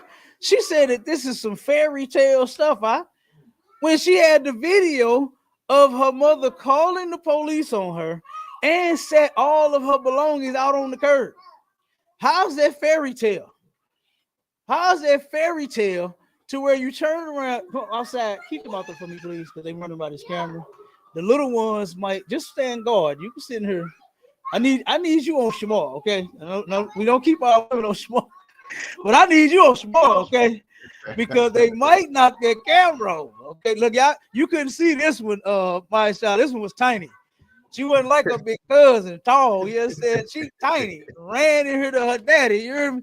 She running in here. This Officer Bard's daughter. She done ran in here to her daddy, boy, and about to knock that camera on the floor. So I need you on Shamar, okay? You are officially a part of the Shamar department today. All right. But she said that this stuff that she's telling is a fairy tale. When you put her out the house, she had nowhere to go at the age of 15, sleeping with men to have a roof over her head. Adult men, and you call this fairy tale? That's hell, huh? Yes, that's hell. I'm not gonna put my children, I'm gonna deal with you. I'm gonna deal with you. You understand? I'm gonna deal with you. You understand? To where you ain't gonna be running away. You gonna do what I say. That's what you're gonna do. And you got to start teaching them that young. You can't wait until they get older and out of hand. This is what our people are missing. They're failing to teach our children when they are young. She taught this little girl nothing. And the dude, he went in. I'm gonna skip that and we're gonna I'm gonna skip the rest of the part. And we're gonna get these scriptures. But what the dude has said is he had asked her, he said, did you know that she was selling her body when she was 15? She said, yeah, I knew. He said, you know what? He said, let me stop you right here. Let me stop you right here. He said, you know what would have happened? Should have happened? Is you should be in jail. Police, if they'd have known that you knew that your child was doing this, then you would be in prison. That's what happened. And that's what should have happened. Maybe that'll help that big bitch get her mind right. To while she think that this shit is a fairy tale. Oh, let them lock her black ass up for her daughter's doings that she know that she's out there doing. You can't just let children just do shit. You can't just let them hang themselves. You understand? I done heard that in the world before. I'm gonna just let you hang. I'm gonna let you hang yourself. You can't do that, man. You are responsible for your children. Give me that scripture, Mashallah. Give me the word about raising up that child. Come on, sir. You are responsible for the raising of your children. You can't blame it on other people. You can't make it somebody else's fault. You can't turn around and just do what these mothers are doing is just saying, fuck it. You understand? Don't even give a damn. The other mother said, oh, she don't care that I care. So no, I don't care where she be at. What the kind of sense did that shit make? Right. when you raised her to not care about her body, about being a teen, about trying to be an adult when she's not at that age, she left the girl. She was in the store with her. Y'all can go watch that story. She was in the liquor store with the daughter. Right. And the daughter asked the mama, buy me some liquor. And the mama said, I ain't buying you no, girl, you ain't of age yet. And she said, come on, mom, just give me this one bottle. And she said, girl, I'm out of here. Fuck you, I'm gone. She left the girl in the store. She left her in the store. How do you leave her in the store when she trying to get some liquor and she underage? How do you leave your child in the store and then got mad at her because she bought the goddamn liquor herself? The people probably saw her asking her mother to buy the liquor. They may not have heard the whole conversation. They may just have heard her say, Mama, buy me this. I mean, hell, you would think that she might be an adult because she's asking you to buy it. She's asking with her mother. She says, Mama, buy me this. You might think as a cashier, she old enough. And they just might say, okay, well, she asked her mama to buy it. She might be 21 and turn around and just sell the liquor to the girl. Or she may have done like what some of them do is add, because they ask me all the time when I go to gas, say, AOG, can you buy me? Nope, I sure cannot. I had them ask me to buy them, what's some damn things, cigarellos and blunts and all. Oh no. I tell them, I say, hey, I don't smoke and you shouldn't either. You understand? That's what I tell them when they ask me to do their unlawful shit. Right. I say, I don't smoke and you shouldn't either. Simple as that. I done had some of them, I done had one second. I done had some of them ask me to buy them some alcohol. AOG, I'll buy you a bottle if you. Oh no, brother. How old are you? I'm 19. Oh no, I'm not buying this shit for you, and you shouldn't be drinking. Simple as that. You're not old enough.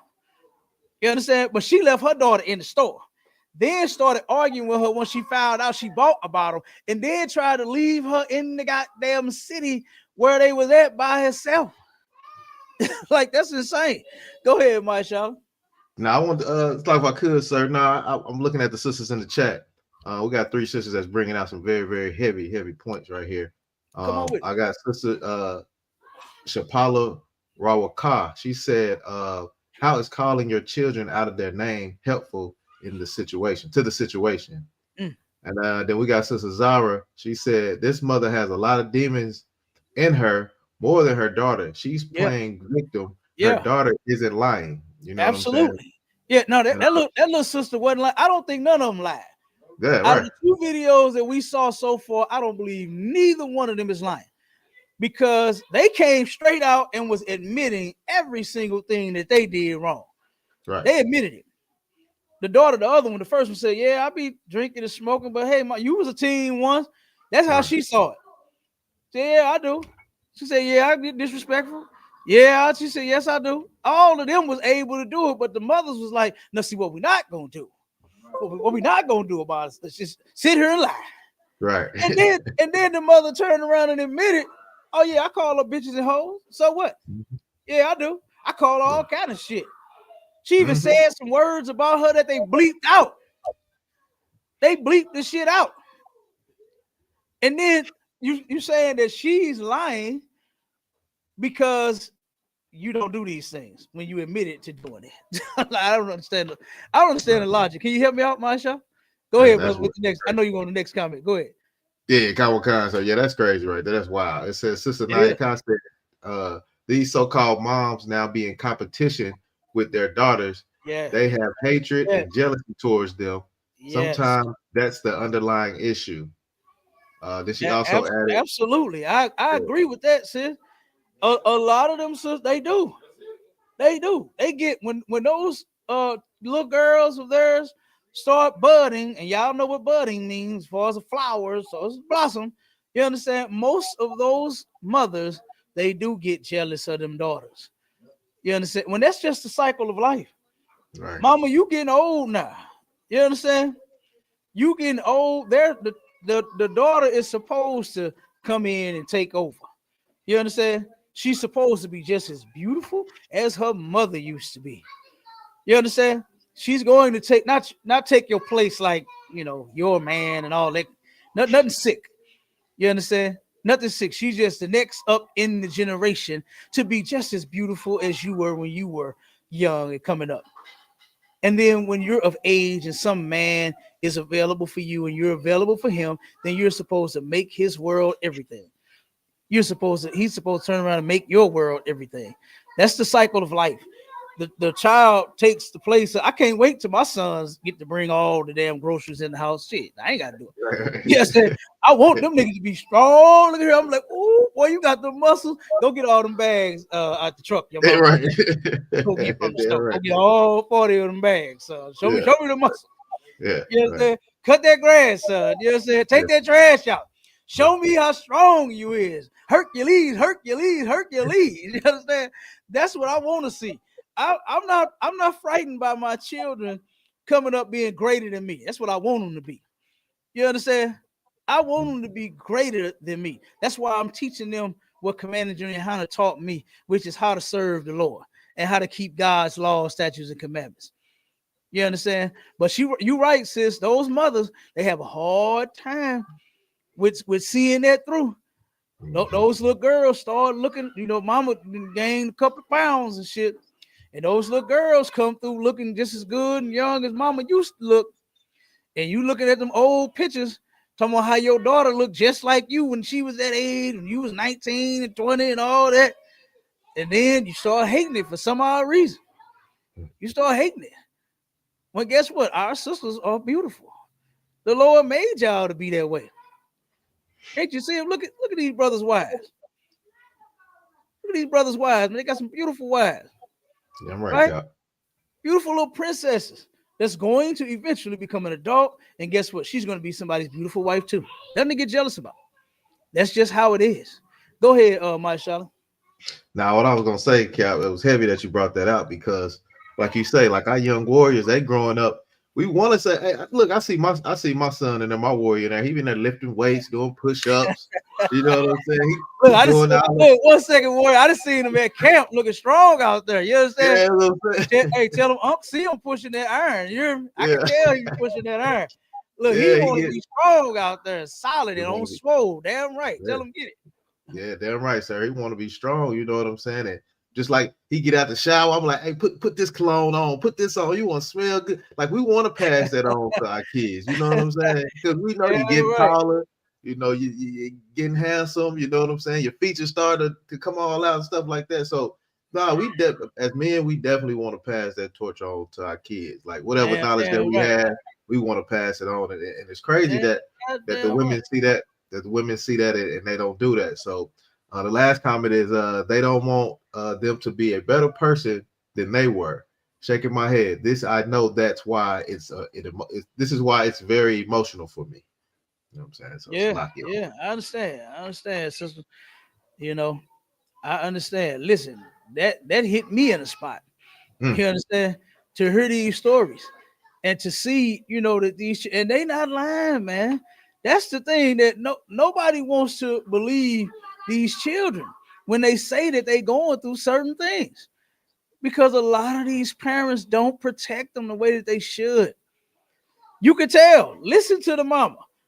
Like I said, if you go back and watch them videos, you'll hear that daughter tell her, the one that was out selling her body, that said that the mama does the same thing. That's what she said. She said, oh, she do it too. That's where she got it from. But to turn around and make her be the villain. Now, she's not supposed to be selling her body. I'm not in agreement with her doing it just because she got it from her mother. You understand? But I'm just making the point and showing you how that psychologically this stuff is, they're tearing these children up. They're destroying the kids. Because here you are doing the same thing, and then you want to put the daughter out for doing what you do and what she got from you. That's crazy. That is crazy. And real quick, I'm gonna read this because a lot of these sisters, I got another one that I want to play. So, matter of fact, let me play this one, man. I don't know if I can hold it. We might have to just go over a little bit, my Charlotte, brother. Can you bear with me out? Yeah, come on, sir. Hey, I'm too wild. This is a fire show right here, Cap. This is a fire show. Oh, like I said, damn right, involved in it. Man, we keep it rolling. Right. I'm good to go with it. Damn right. And I appreciate my brothers and my sisters tuning in, man, and chiming in on this thing. Because I'm sure all of us got some kind of horror story that they could tell about being raised up in a Black, Hispanic, or Native Indian household. OMG. And guess what? Our goal is to fix that. You understand? Nobody else even cares about the Black household and how it has come to ruins. They don't give a damn. But we do. We care in the ISUPK. You understand? And that's why you remember my Charlotte, when they told you, man, y'all don't be doing nothing about Black people. Y'all always talking about what the white man do. And y'all, right. What you check them and tell them, say, brother, you need to go back and look at our shows. You know what I'm saying? We'll go way on back, starting in 1969, and then work their way on up to 2024. Nigga, this all we do. That's our goal. Yeah. You understand? Is to fix Blacks, Hispanics, and Native Indians. What are you talking about? That brother said, y'all don't never. And then the shows that we done started just last year. Right. You understand? They don't get it. At all. They just don't get it. You understand? Okay, here you go. Check this one out. All right. This one right here, and this is gonna speak more to the point of what I'm about to say. Can you see it, Marshala? Count on, sir. Count on kind. Okay, let me know you can hear it. Video of her. Hear you too, yep, I got you. Can you hear it? Yes, sir. Count on kind. Okay, Most High Christ. Check this out. as little wet knots at me. This is the mother fighting the daughter, right? This is a video of the mother throwing things at the daughter, right? Throwing objects and glass and bottles and everything at the daughter in the house. Now she's an adult, mind you. Check this out. And one of the glasses almost hit my 3-year-old. After the whole, she tried to stab me with the switchblade. She went in the house. I came outside the house because I was. And this mother is in the back, backstage, smiling and laughing at this. She has a lot of demons. Did you see her face? Wait, look at the mother's face. And if anybody need these videos, I'll send y'all the link to them. You understand? Hit me up. You understand? And I'll send you the link to all these videos that I'm playing and the other ones that we got, to where you can go and see and watch this stuff for yourself. But the mother is in the background laughing. She almost hit the baby, the grandbaby.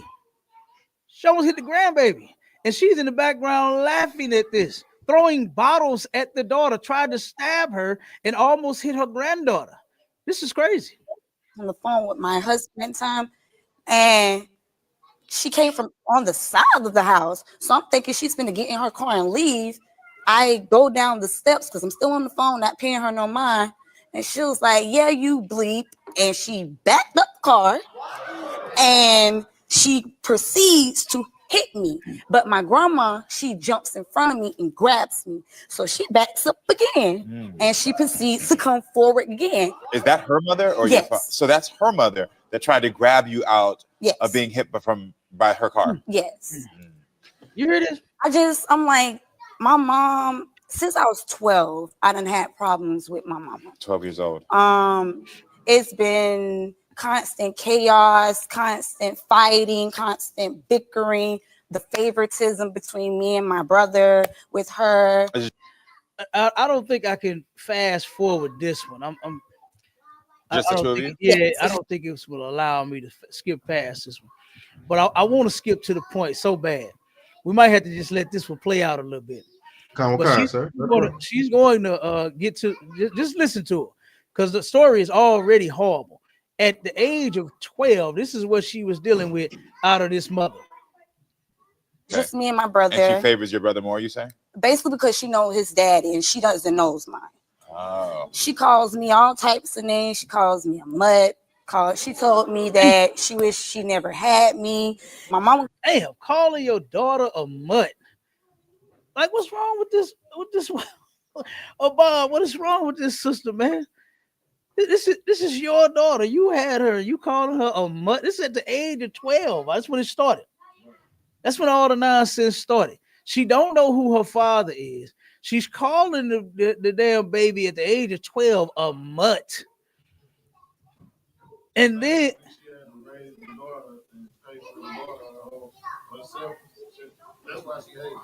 yeah, because she didn't know who the daddy was. Yeah, she was sleeping around and don't know who the daddy is and took it out on the baby. You don't take that kind of stuff out on the baby. That was your doings. That was your actions right there. Not your daughter. She didn't do that. You understand? She got pregnant with me at 12. Oh, so she had me at an early age. And I understand that at 12, you're a child and you're raising a child.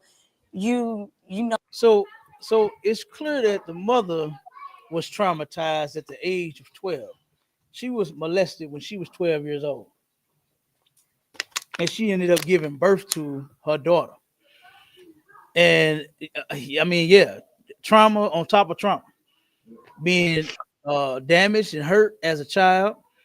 Yes, I understand. And then turn around and you're trying to raise a child when you are a child. That can be quite difficult. I understand. But there's no excuse to take that stuff out on your daughter, on your baby. You understand? That kind of energy you turn towards the person that violated you. And you make sure that person goes to jail. And you get some type of, justice for the wrong and the harm that was caused to you. Not mistreat your children the way that someone mistreated you. At some point, I remember something else my mother said, and anytime that I do shows like this, y'all gonna hear me bring up a lot of stuff about my mama. Because my mama, she wasn't in the truth at all. She was in the world, but a lot of things that she ended up saying was wisdom. It was on point. And she had told me one day, she said, son, you got to break the cycle. You understand? And I understood what she said, what she meant back then, but I really understand it now. The cycle that needs to be broken is us sinning against our God. That's the cycle that needs to be broken. Because that's the first thing that we doing wrong. Is sinning against the Most High. We have to start raising our children in a different fashion and teaching them something different other than just do what I say. We got to start teaching them some laws that'll help them stay off of drugs, that'll help them stop trying to sell their body, that'll help them stop trying to smoke, that'll help them stop doing the things that they're doing. That's the thing that we're not teaching them, is how to serve the Lord. That's the cycle that we need to break. And I remember my mama told me that. And I understood it then, and I for certainly understand it now, especially now that I'm up under Commanding General YAHANNA. All right. So let's keep going. No, you're not equipped enough. Yeah. But growing up and as you get and something that the daughter is even realizing. Hey, tip that up. Tip it up. So we'll spill over. Yeah, so but the daughter is realizing what I just said. Is okay, I understand you wasn't equipped to raise a child. You was 12. I get it. You was traumatized. I understand. She's still understanding as her daughter. Now pay attention. Getting older, I still search for that motherly love from her that I didn't get. Makes sense. I got married about 3 years ago. She was an hour late. I kept holding it off. My husband even got mad. I was like, hey, come on, man. I'm ready to get this over with. And I'm like, you know, I want my mother here to witness this. By the time she got there, she was loud. She was belligerent. She was in pajamas. So on your happiest day, what was the last? Why you even invite that bitch? You understand? It's clear that this mother does not like you. And this is actually a syndrome. I looked it up. This is actually, I always wondered and asked, why do children, when I'm talking about children, I'm talking about these adult children now. Why is it that it is so bad that you want a relationship with a person that does not want a relationship with you? And it's a mental disorder. Right. It's a dysfunction. And I'm going to read it in a second. But this is what she wants from her mother. The woman tried to kill you. She tried to run you over, what they call it, vehicular homicide. Yes, sir. She tried to run her over twice with a car. I look at my kids, boy, listen, I'll jump in front of a fucking car for mine. Won't I, sir? Damn right. I'll jump in front of a car for mine, not turn around and try to run one over. Like, God damn. Are you kidding me?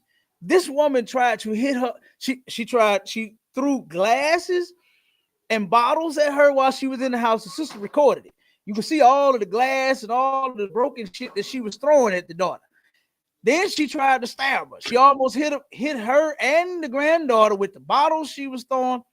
And she almost hit the daughter and the granddaughter with the knife, and could have turned around and hit the daughter with her car. About tried to hit her with her whole vehicle. And she turned around and she says that she wants a relationship with her mother. She came to the wedding, what she say? An hour late.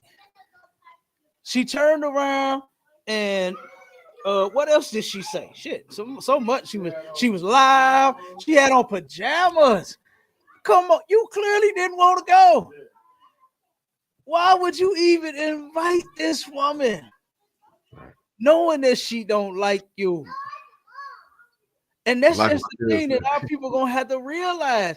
You don't have to be around people just because they're family. This is she's not trying to change. This mother, if you watch this video, if you look at this video at the mother's reactions, how she's laughing all in the background. You understand? Turn the TV on so you can and put it on the channel so people can see it behind me. while it's playing.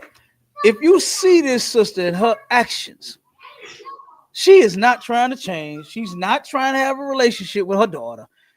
She's just not. And here you are as the daughter, you still want to have a relationship with your mommy. I just want my mommy. When your mommy don't want you, baby, you're going to have to realize that.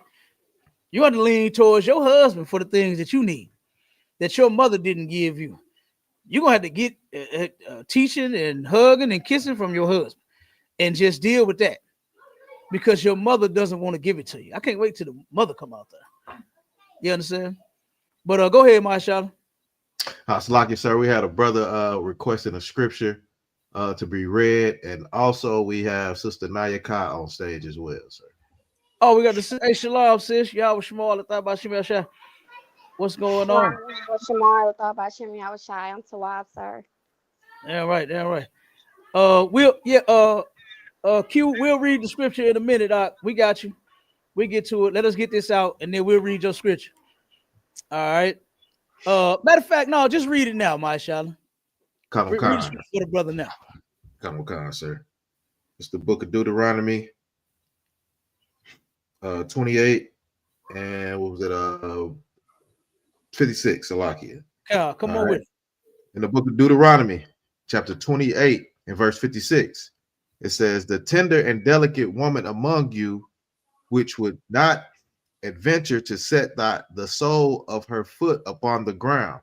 Now stop right there real quick for delicacy. For what that's talking about is how bad our sisters are. Y'all see how they look and how they dress. Our sisters were delicate. You understand? A lot of them rough houses now. You understand? But they were so delicate at one point, they didn't even want the bottom of their shoes to get dirty. You understand? And listen, I don't even know how you make that happen. You understand? What do you do? Walk on air? You understand? Right. What do you walk on air not to get the bottom of your shoes dirty? But that's how bad our sisters were. You understand? They still bad. They still, you know, so we getting them back there. They getting delicate. You understand? Commander YAHANNA is getting them delicate again to where they don't even want the bottom of their shoes getting dirty. You understand? The tender and the so sweet and tender. You remember that song, Marshala? Tender love, tender love, love so tender, wanna be close to you. That's who that's talking about. Our sisters, they so tender, they so sweet. You understand? And they so tender and so sweet, they don't even want their shoes to get dirty for delicacy. You understand? Keep going. And tenderness. Keep going. Her eye shall be evil toward her husband, toward the husband of her bosom. Her eyes is evil toward her husband. You notice that none of these fathers are around. None of these fathers are in the picture. So she did some evil to that man a long time ago and got rid of him. You understand? And keep going. Okay. And toward her son and toward her daughter. And toward her son and toward her daughter, especially them girls. You understand? They evil towards those sons in most cases because the way they raise them. You understand? They raise them to be soft and effeminate. They don't raise them to be strong and soldiers and masculine like what boys are supposed to become when they're, when they men. And them girls, this is how most of our daughters get treated in black households by their big, bad black mamas. 12 years old. Ain't no way you should be calling your 12-year-old daughter no bitches and hoes and knowing she's out prostituting for a place to stay when you put her out. You put her out. And she has this behavior because of you. One of them even said it. She said, "This is how you talk to me all the time." And then she tried to come out on the stage like one of the sisters said and play victim. She tried to play victim. I'll see what we're not going to do is sit up here and lie. But then say, "Oh, yeah, I call her bitches, hoes, and beep, beep, beep, beep, beep, beep." They bleep the rest of it out. You understand, Abba? To where we couldn't even find it. We couldn't even find out what she said because they bleeped it out. It was so horrible what she calls her daughter. They bleeped it out. So what is she talking about? Trying to play victim, talking about the young lady was lying. No, she didn't. She ain't lie on you. She did not lie on you. And you're not a victim. Your daughter is. Your daughter is the damn victim. You understand? So go ahead, my Shauna. I think he just wanted Was verse that 20. it? Okay, that's it. Yeah, Okay, that was it. Okay, most high Christ. All right. So yeah, that's happening right now today. We're watching the videos about it. You understand? We're watching the videos about it. Let me finish the video. I'm play a little more of the video, and then we'll get my sister to see what she got to say. 1 second, let me get back to it. Hold on. Okay, there you go. Straw for you with your mother. When she called DCF on me. Oh, she called for Child Protective Services? Yes, she called them on me twice. And I have the email to prove. I had found the email in the phone that I gave her. This lady do not I'm like, why would you call DCF on me? You know I take care of my children. And what was her response? She laughed and called me a clown. She laughed. Look at her. She laughing now. Like, she think it's funny. What type of mother is that? What are the things that you need your mother to do? One, I need her to, I want to have a mother-daughter relationship with her. News flash, baby girl. Look at that face.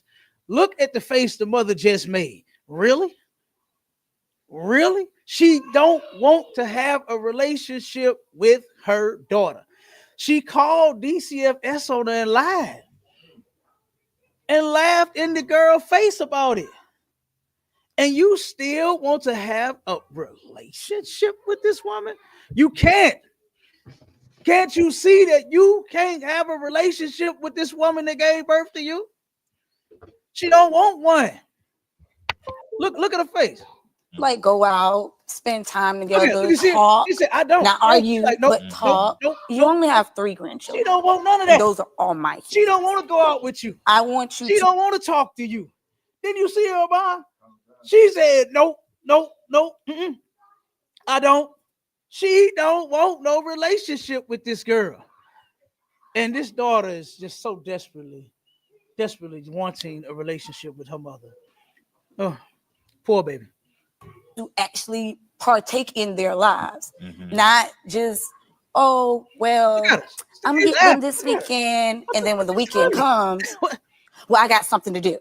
My life is challenge more. Something here. Then she want to turn around and have a relationship with the grandbaby. She don't want the relationship with the grandbaby either. She tells her, hey, I got things to do. You understand? I got stuff to do, Bob. Don't bring your goddamn grandkids over here. Don't bring your kids over here. I got stuff to do. This woman don't want to be bothered with her daughter. And she's going to have to accept this. And I'm not saying that the desire you have, because I understand the desire you have to want this relationship with your mother. It comes from any little girl wanting that. But I'm gonna speak to the adult here. You're saying I want to go out and spend time with her when your mother has tried to run you over. And then you also saying your second point is you want her to be more in your kids' lives. Look at the daughter face. Look at the shock that hit her when she heard that.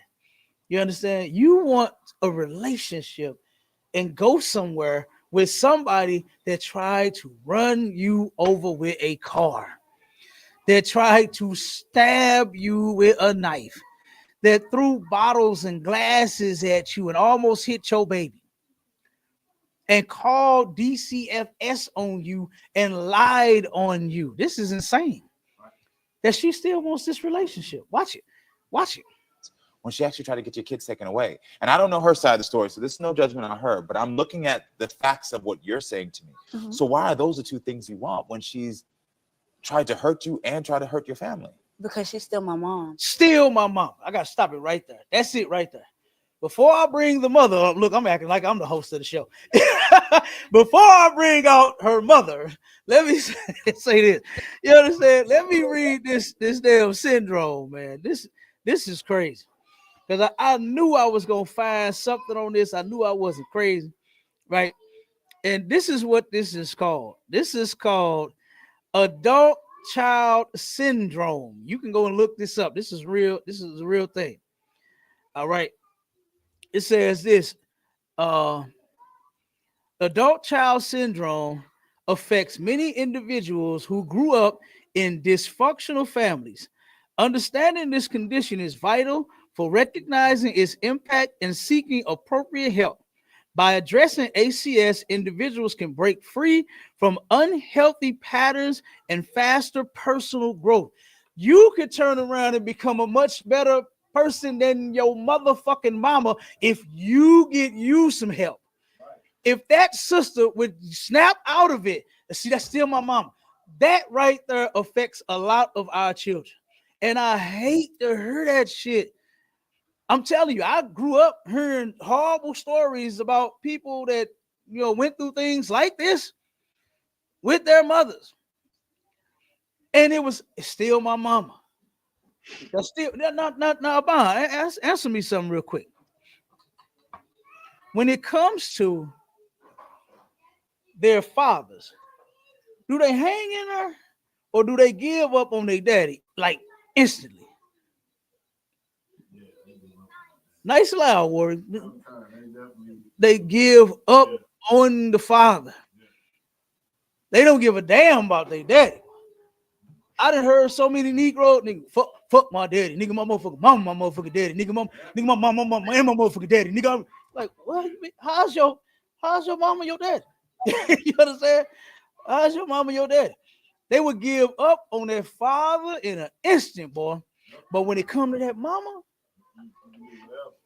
that's still my mama. You heard her say it for yourself. You heard her say it for herself. That's still mom. She tried to run you over with the car. And it's still my mama. She tried to stab you with a knife. That's still my mama. I don't want a relationship with a person that's trying to kill me. Right. It's trying to run me over with a vehicle. It's trying to stab me and throwing bottles at me, trying to do me bodily harm. We can have a disagreement. You understand? Me and my mother had disagreements.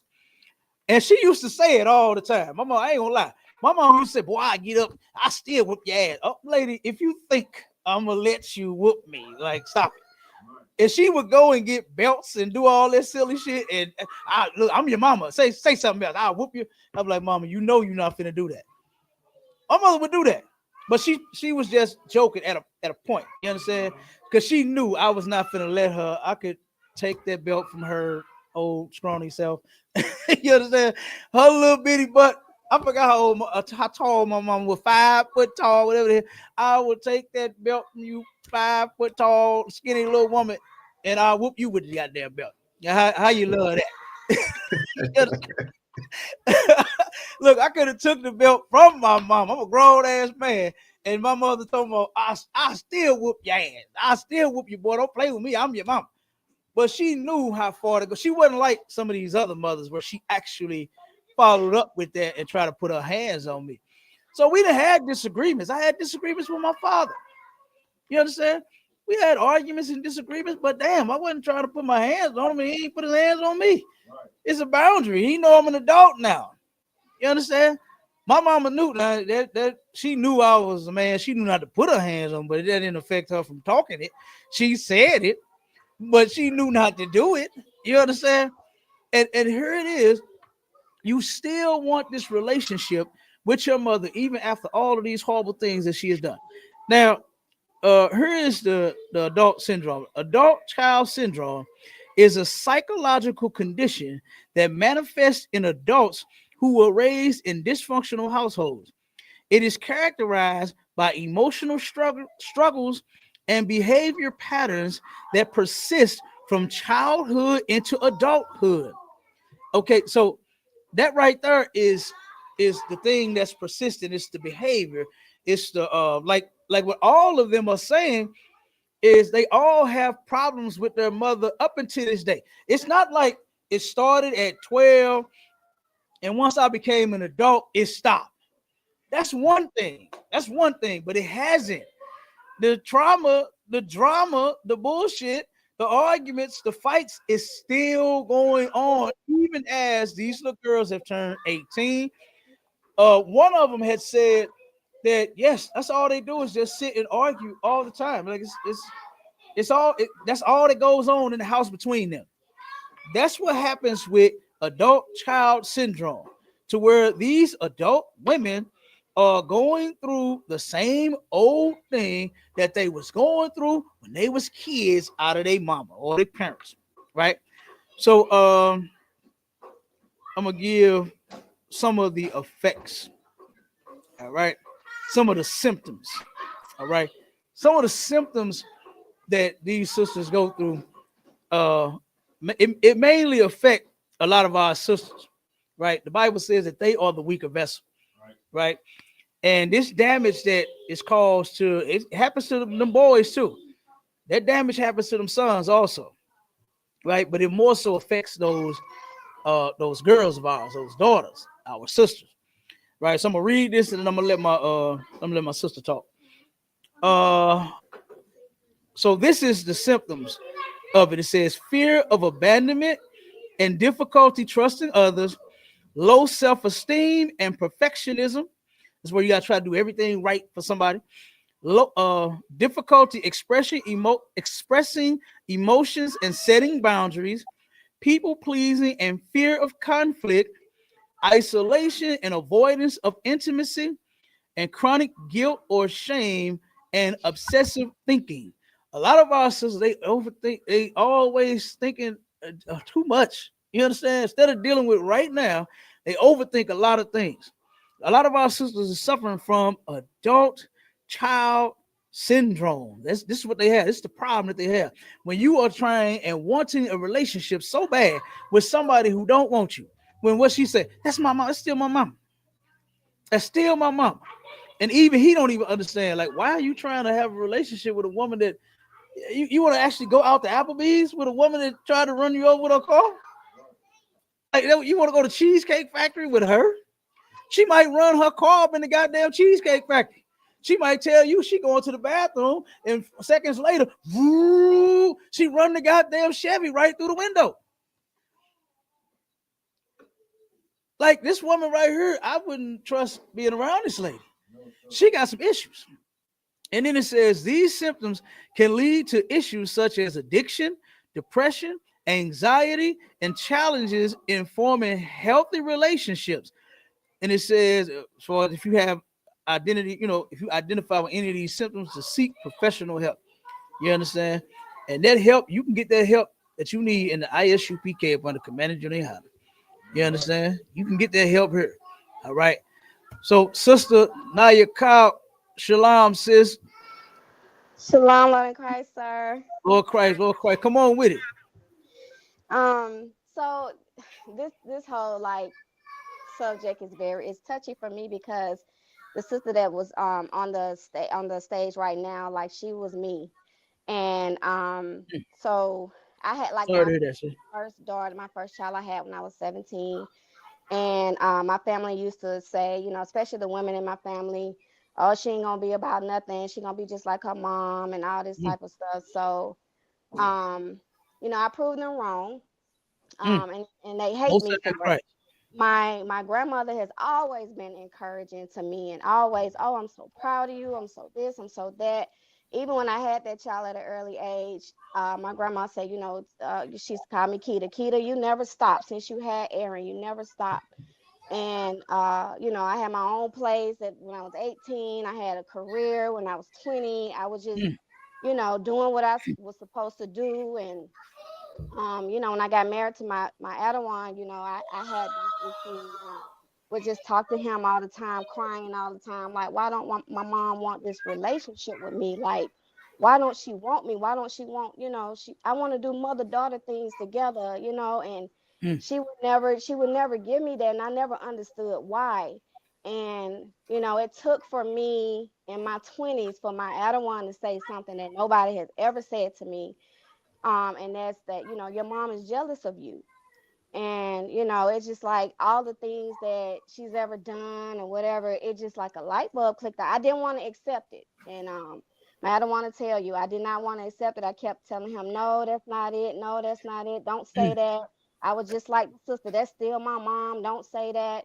But it was true. And I still have a lot of the women in my family that I haven't talked to in years. They have the jealousy towards me, the hatred towards me, You know, you know, me and my Adawan, we got a house at an early age. You know, we drive nice cars and things like that. They didn't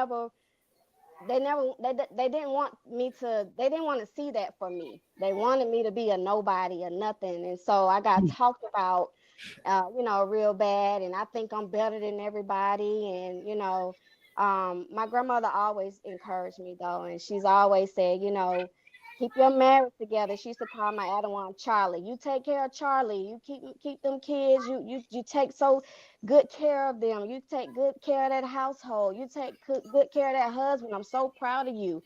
And up until she passed away, she always said that. She always, you know, encouraged me. And you the hardest working woman I know. You a strong woman. I love you. And I got that from my grandmother, but I never got it from my mom and other women in my family. They just, you know, they had, you know, rolled their eyes at me, got an attitude towards me. They would say things or make up things about me. And you know, and not just women in my family. I can walk into a room and people just, other women just automatically don't like me. And I'm the nicest person in the world, you know, especially to my sisters. I love my sisters and I try to, you know, get on with my sisters and get along with them. And it just, I used to do this too with my other one, just come home crying like, what is it? Why don't nobody like me? Or why, you know, why other black women don't? And it was just like, he just said, you know, you just have something about you that, you know, either they don't have in themselves or that, you know, they're just jealous about. And so I dealt with this sister talking about right now. I dealt with that with my mom, and still sometimes up until this day, you know, if you know, me and my other one, we're very entrepreneur minded. So we might have something we got to go do with our business, and it's like, can you watch the kids? Oh no, I got stuff to do, and it could be something very important, you know. But that's how she would show me. So I had to get to the point, like my other one said, you know, you got to get over it. You got to, you know, she don't want the same thing that you want. So you know, I finally got past that point. But that's why I say this is so heavy and so personal for me, because I know exactly what these sisters are talking about. And I experience the jealousy and the hatred from your own mom, from your own aunts and you know, cousins and things like that. But you know, I had a strong grandmother who, you know, she kept me here. And I really feel like even if it wasn't for my grandmother, that the Most High been with me since I came onto this earth, because I never had the tendencies to go out and search for love here or do some of these promiscuous things that you know, a lot of these girls are having to do. I never had that in me. So I just wanted to say that, because like I said, it touches home for me, and I experienced it, so I know exactly what they're talking about. And the water to my other one for being there for me in those times of hurt and pain where I didn't know what to do. Damn right. So give my sister a hand for that, man. You understand? Give my sister a hand for that. You understand? I don't even know your mama, but I can tell you ain't nothing like her. You understand? Ain't nothing like her. You know, I know you shared a couple stories with us, you know what I'm saying, before. And I know you're nothing like your mother. You're actually a very beautiful sister. And thank the Most High that my brother was there with you too. You understand? To tell you the thing. That's why I said you just proved what I said a little while ago, which is you got to get whatever you got to get from your husband. You understand? Whatever it is that you didn't get from him, I mean from her, your mama, you got to get it from him now. You understand? You got to get the reassurance and the hugs and the love and kid. I know it's not the same, but you got to depend on him, because just think about it, sis. You could have turned around and fell into a dark place and messed up your marriage and y'all relationship. You understand? To the point to where you wouldn't have all these wonderful years that y'all got behind y'all belt. Damn near 30 years. You understand? Of being together. That's beautiful. That is a beautiful thing. And then the little beautiful kids, and you know what I'm saying, my little snacks and my little sugar and all the, oh my God. And then my little warrior out there at camp. I seen him out there at camp. You understand? Being a soldier, holding it down. You understand? So, like I said, and that's a good thing, that you did not, like I said, fall deep off into that, because because that could have happened. Because I know a lot of sisters that do. You know, like I said, you all look successful. Y'all doing y'all thing with the businesses, the children, and everything, and staying together. That right there, you understand, is what we celebrate in the ISUPK. Staying together, holding it down, making it work. I know it ain't been peaches and cream. Ain't nobody relationship just filled with peaches and cream and lovey and dovey all the time. Sometimes people argue. Sometimes people get mad at each other. Sometimes people go so far. I don't want you no more. I don't want your ass either. They go that far sometimes. But guess what? They holding it down. You understand? And that's a beautiful thing. You understand? That's a wonderful story to turn around and be able to fight them demons. Because so many of our people don't have that, and they can't do it. You understand? I don't know what this sister husband is doing, you know, but I said I can't say because he's not there to, you know, speak on anything. But the brother, he gonna have to work on that woman. He gonna have to work on her. He should have told her, baby, no, you not going back around your mama. She tried to run you over. Ooh. She tried to stab you. You ain't finna go to motherfucking Applebee's with that bitch. I'll be damned if I let my woman go to IHOP with a motherfucker that tried to stab her and run her over with a goddamn car. And I almost hit my baby with the knife and the goddamn glasses. I wish I would. You want to go to Denny's with that hoe? No, you're not. You ain't going no goddamn where. Right. I would stop that. This woman is going to have to completely change. Not saying that it's over, because the mother, she still has the opportunity to change. She could do that, right? And if this lady was to show some type of change, boy, it's gonna have to be a miracle. Hey, my Charlotte, you know how the white man be on the movies when he like somewhere in the desert starving and he sees some water and he about to die, and he look up and say, "It's a miracle." Right, yeah. There is a God. That's what's gonna have to happen to me. But for me to let you go out with this woman anywhere, you understand? Yeah, right, Cap. I'm not gonna feel comfortable with you going out with this woman, knowing she tried to unalive you. So that's what her husband need to be saying. You know, like I said, and that's what it's gonna take. You know, for a lot of our sisters to turn around and heal from this, is they're gonna need support. They need support. They need their husbands. They need, you know, other family members. They need to come and get in the Israelite school of universal and practical knowledge up under command of YAHANNA. You understand? To where you can get counsel. Oh my God, the counsel in this place is excellent. And you can get help from the thing. The general say it all the time. The General Hyman said every class, he said, "Hey, I'm here to solve all of your problems and answer all of your questions." He said, "Lord knows you need my help with the house that you grew up in, with that mother of yours and that father of yours." You understand? And everything that you went through, you need my help. I understand General Hyman.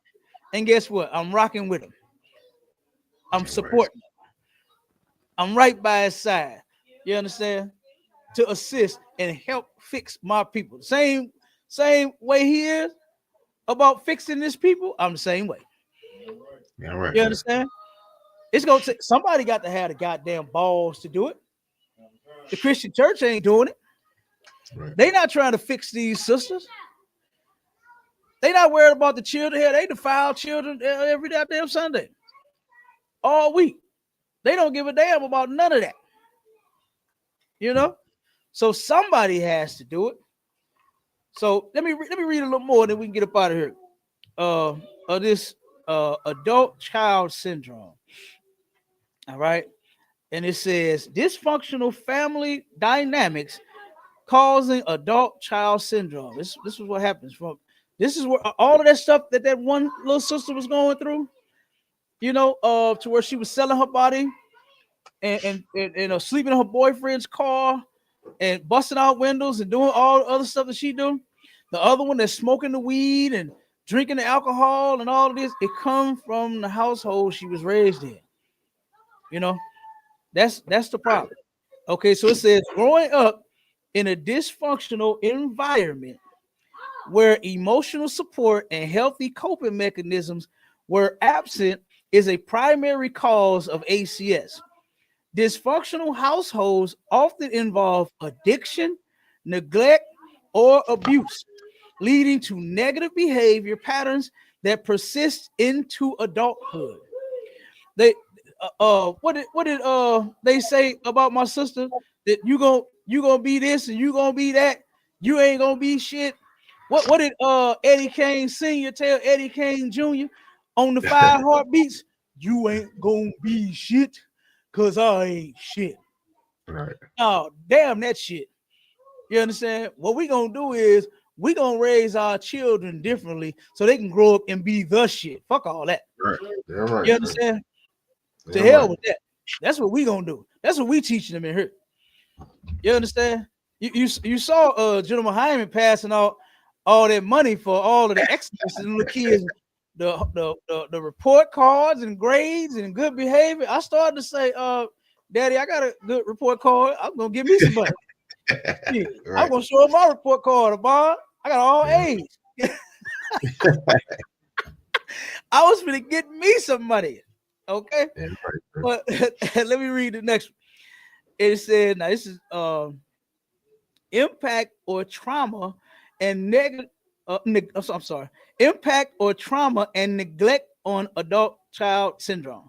It says traumatic experiences, including physical or emotional abuse, leave deep emotional scars. Unhealed trauma contributes to ACS, causing ongoing mental health issues and difficulties in forming healthy relationships. Emotional neglect, where a child's emotional needs are unmet, can also lead to ACS. And that's something that's important as well, is that you turn around and when you become an adult, because you were traumatized as a child, you can't have a healthy relationship because you didn't have one when you were a child. You saw all of the arguing. You saw your mama putting every man out the house. You saw, hell, they all of them was touching on you and looking at you and in your room, and you understand, all kind of stuff happened to you as a child. Okay, and then when you become an adult, you yourself cannot have a healthy relationship because you was not taught to have one. You were so traumatized, right? You don't know how to function. You don't know how to. You think dysfunction is functioning. That's what they really think. Our people really think dysfunction is function when it's not. You're dysfunctioning. A machine that is dysfunctioning it's going to break totally down soon. It's going to break all the way down. If your flat screen got a line through it, in a minute you ain't gonna be able to see shit. I guarantee it. It starts with that little line, right? That's when you look. You're gonna have to get a new TV. You probably can still see the movie, but it be the color be off a little bit on this side, and it'll be playing and clear on that side. But eventually, you're gonna have to get a new TV. The same way you do your phones. Y'all break y'all phone. Oh my God, y'all break them damn cell phones, y'all.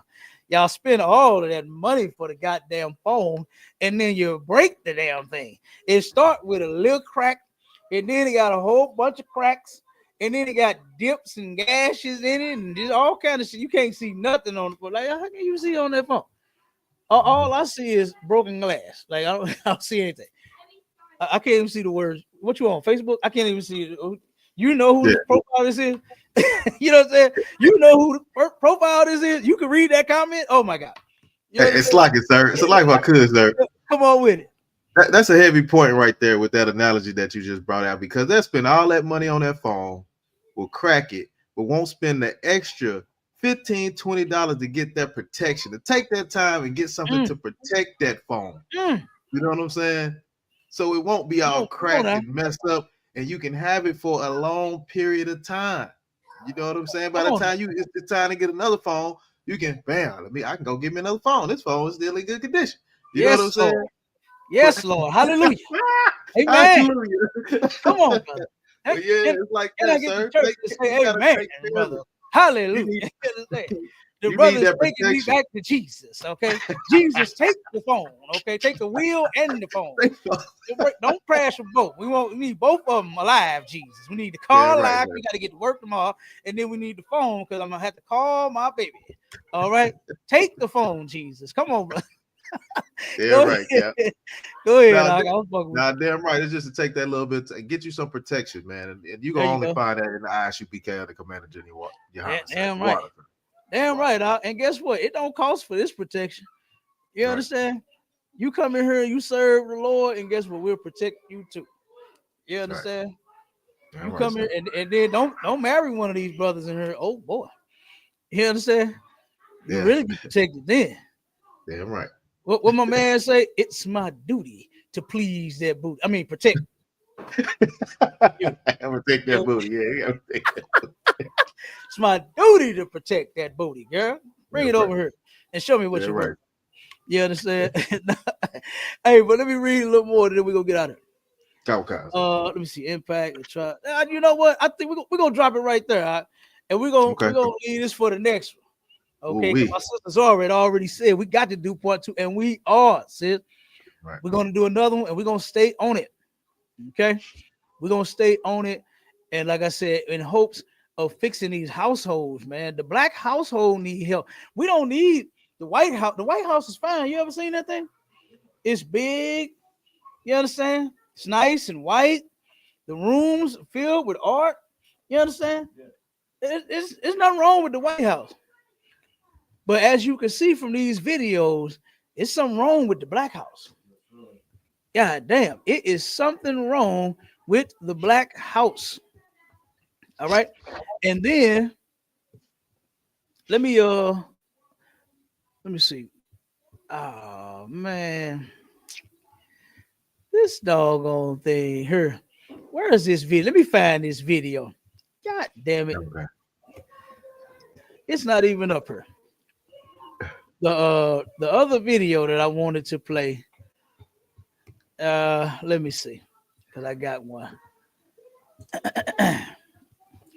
I was gonna play this one on the way out. You know what? I'll play it on the next one. I'll play it on the next one. It was a horrible video of a mother and her son. It was terrible. But I'm gonna play that on the next one. You got anything you want to say, Officer Byron? Okay. You got anything you want to drop, Maya Shala? All I want to say is, Cal, once again, heavy radio show, man. Y'all always tune in to Sharpen the School Radio, man. Always tune into STATL Connect, and always check in on Fridays with To the Hardaway, man. With Captain K. the Gall and Officer Bond, sir. Heavy radio show. I can't wait for part 2. It's gonna be it's gonna be crazy. Damn right. What? Yeah, to my lovely sister, do you have anything you would like to say before we close out? If anyone else would like to say anything before we close out, you understand? If anybody want to come on the show, y'all know y'all always welcome. Y'all click that link and y'all can come up. You understand? You can always come on the show. But does anybody have anything else they want to say before we close out? Lucky, sir. I'm so wild, but I just appreciate you letting me, join and speak my truth. Damn right. Listen, I appreciate you coming on and telling your story. You understand? Because that take courage, man. To tell the things that we done went through, and then what's even greater is you overcame that, and then you had my brother. You understand, to help you through it. And that was heavy too. That was huge too. Like, while a lot of sisters are out here talking about they don't need no man, thank God my sister didn't say that. Right. Thank God she didn't say that. I tell him all the time. And then sometimes he's very, my other one. He's in his Bible, in his truth. He's studying a lot, and sometimes I have to say, I need you. Like I said, I'm always having to be strong and having to carry things and keep moving forward. Sometimes I have to just remind him, like, you know, I need you. I need you. Can you hold me tonight? I mean, you know, but he do. Damn right. Damn right, sis. You know, I understand, you know, the truth comes first, and I understand that, but you know, he's there for me when I need him. Damn right. And guess what? It's nothing wrong with being weak. Nothing wrong with being wrong. That's what the Bible said you are. Sometimes you need to be held. You understand? All us brothers need to do is come together and get some war going on. You understand? Right. That's why we go to camp.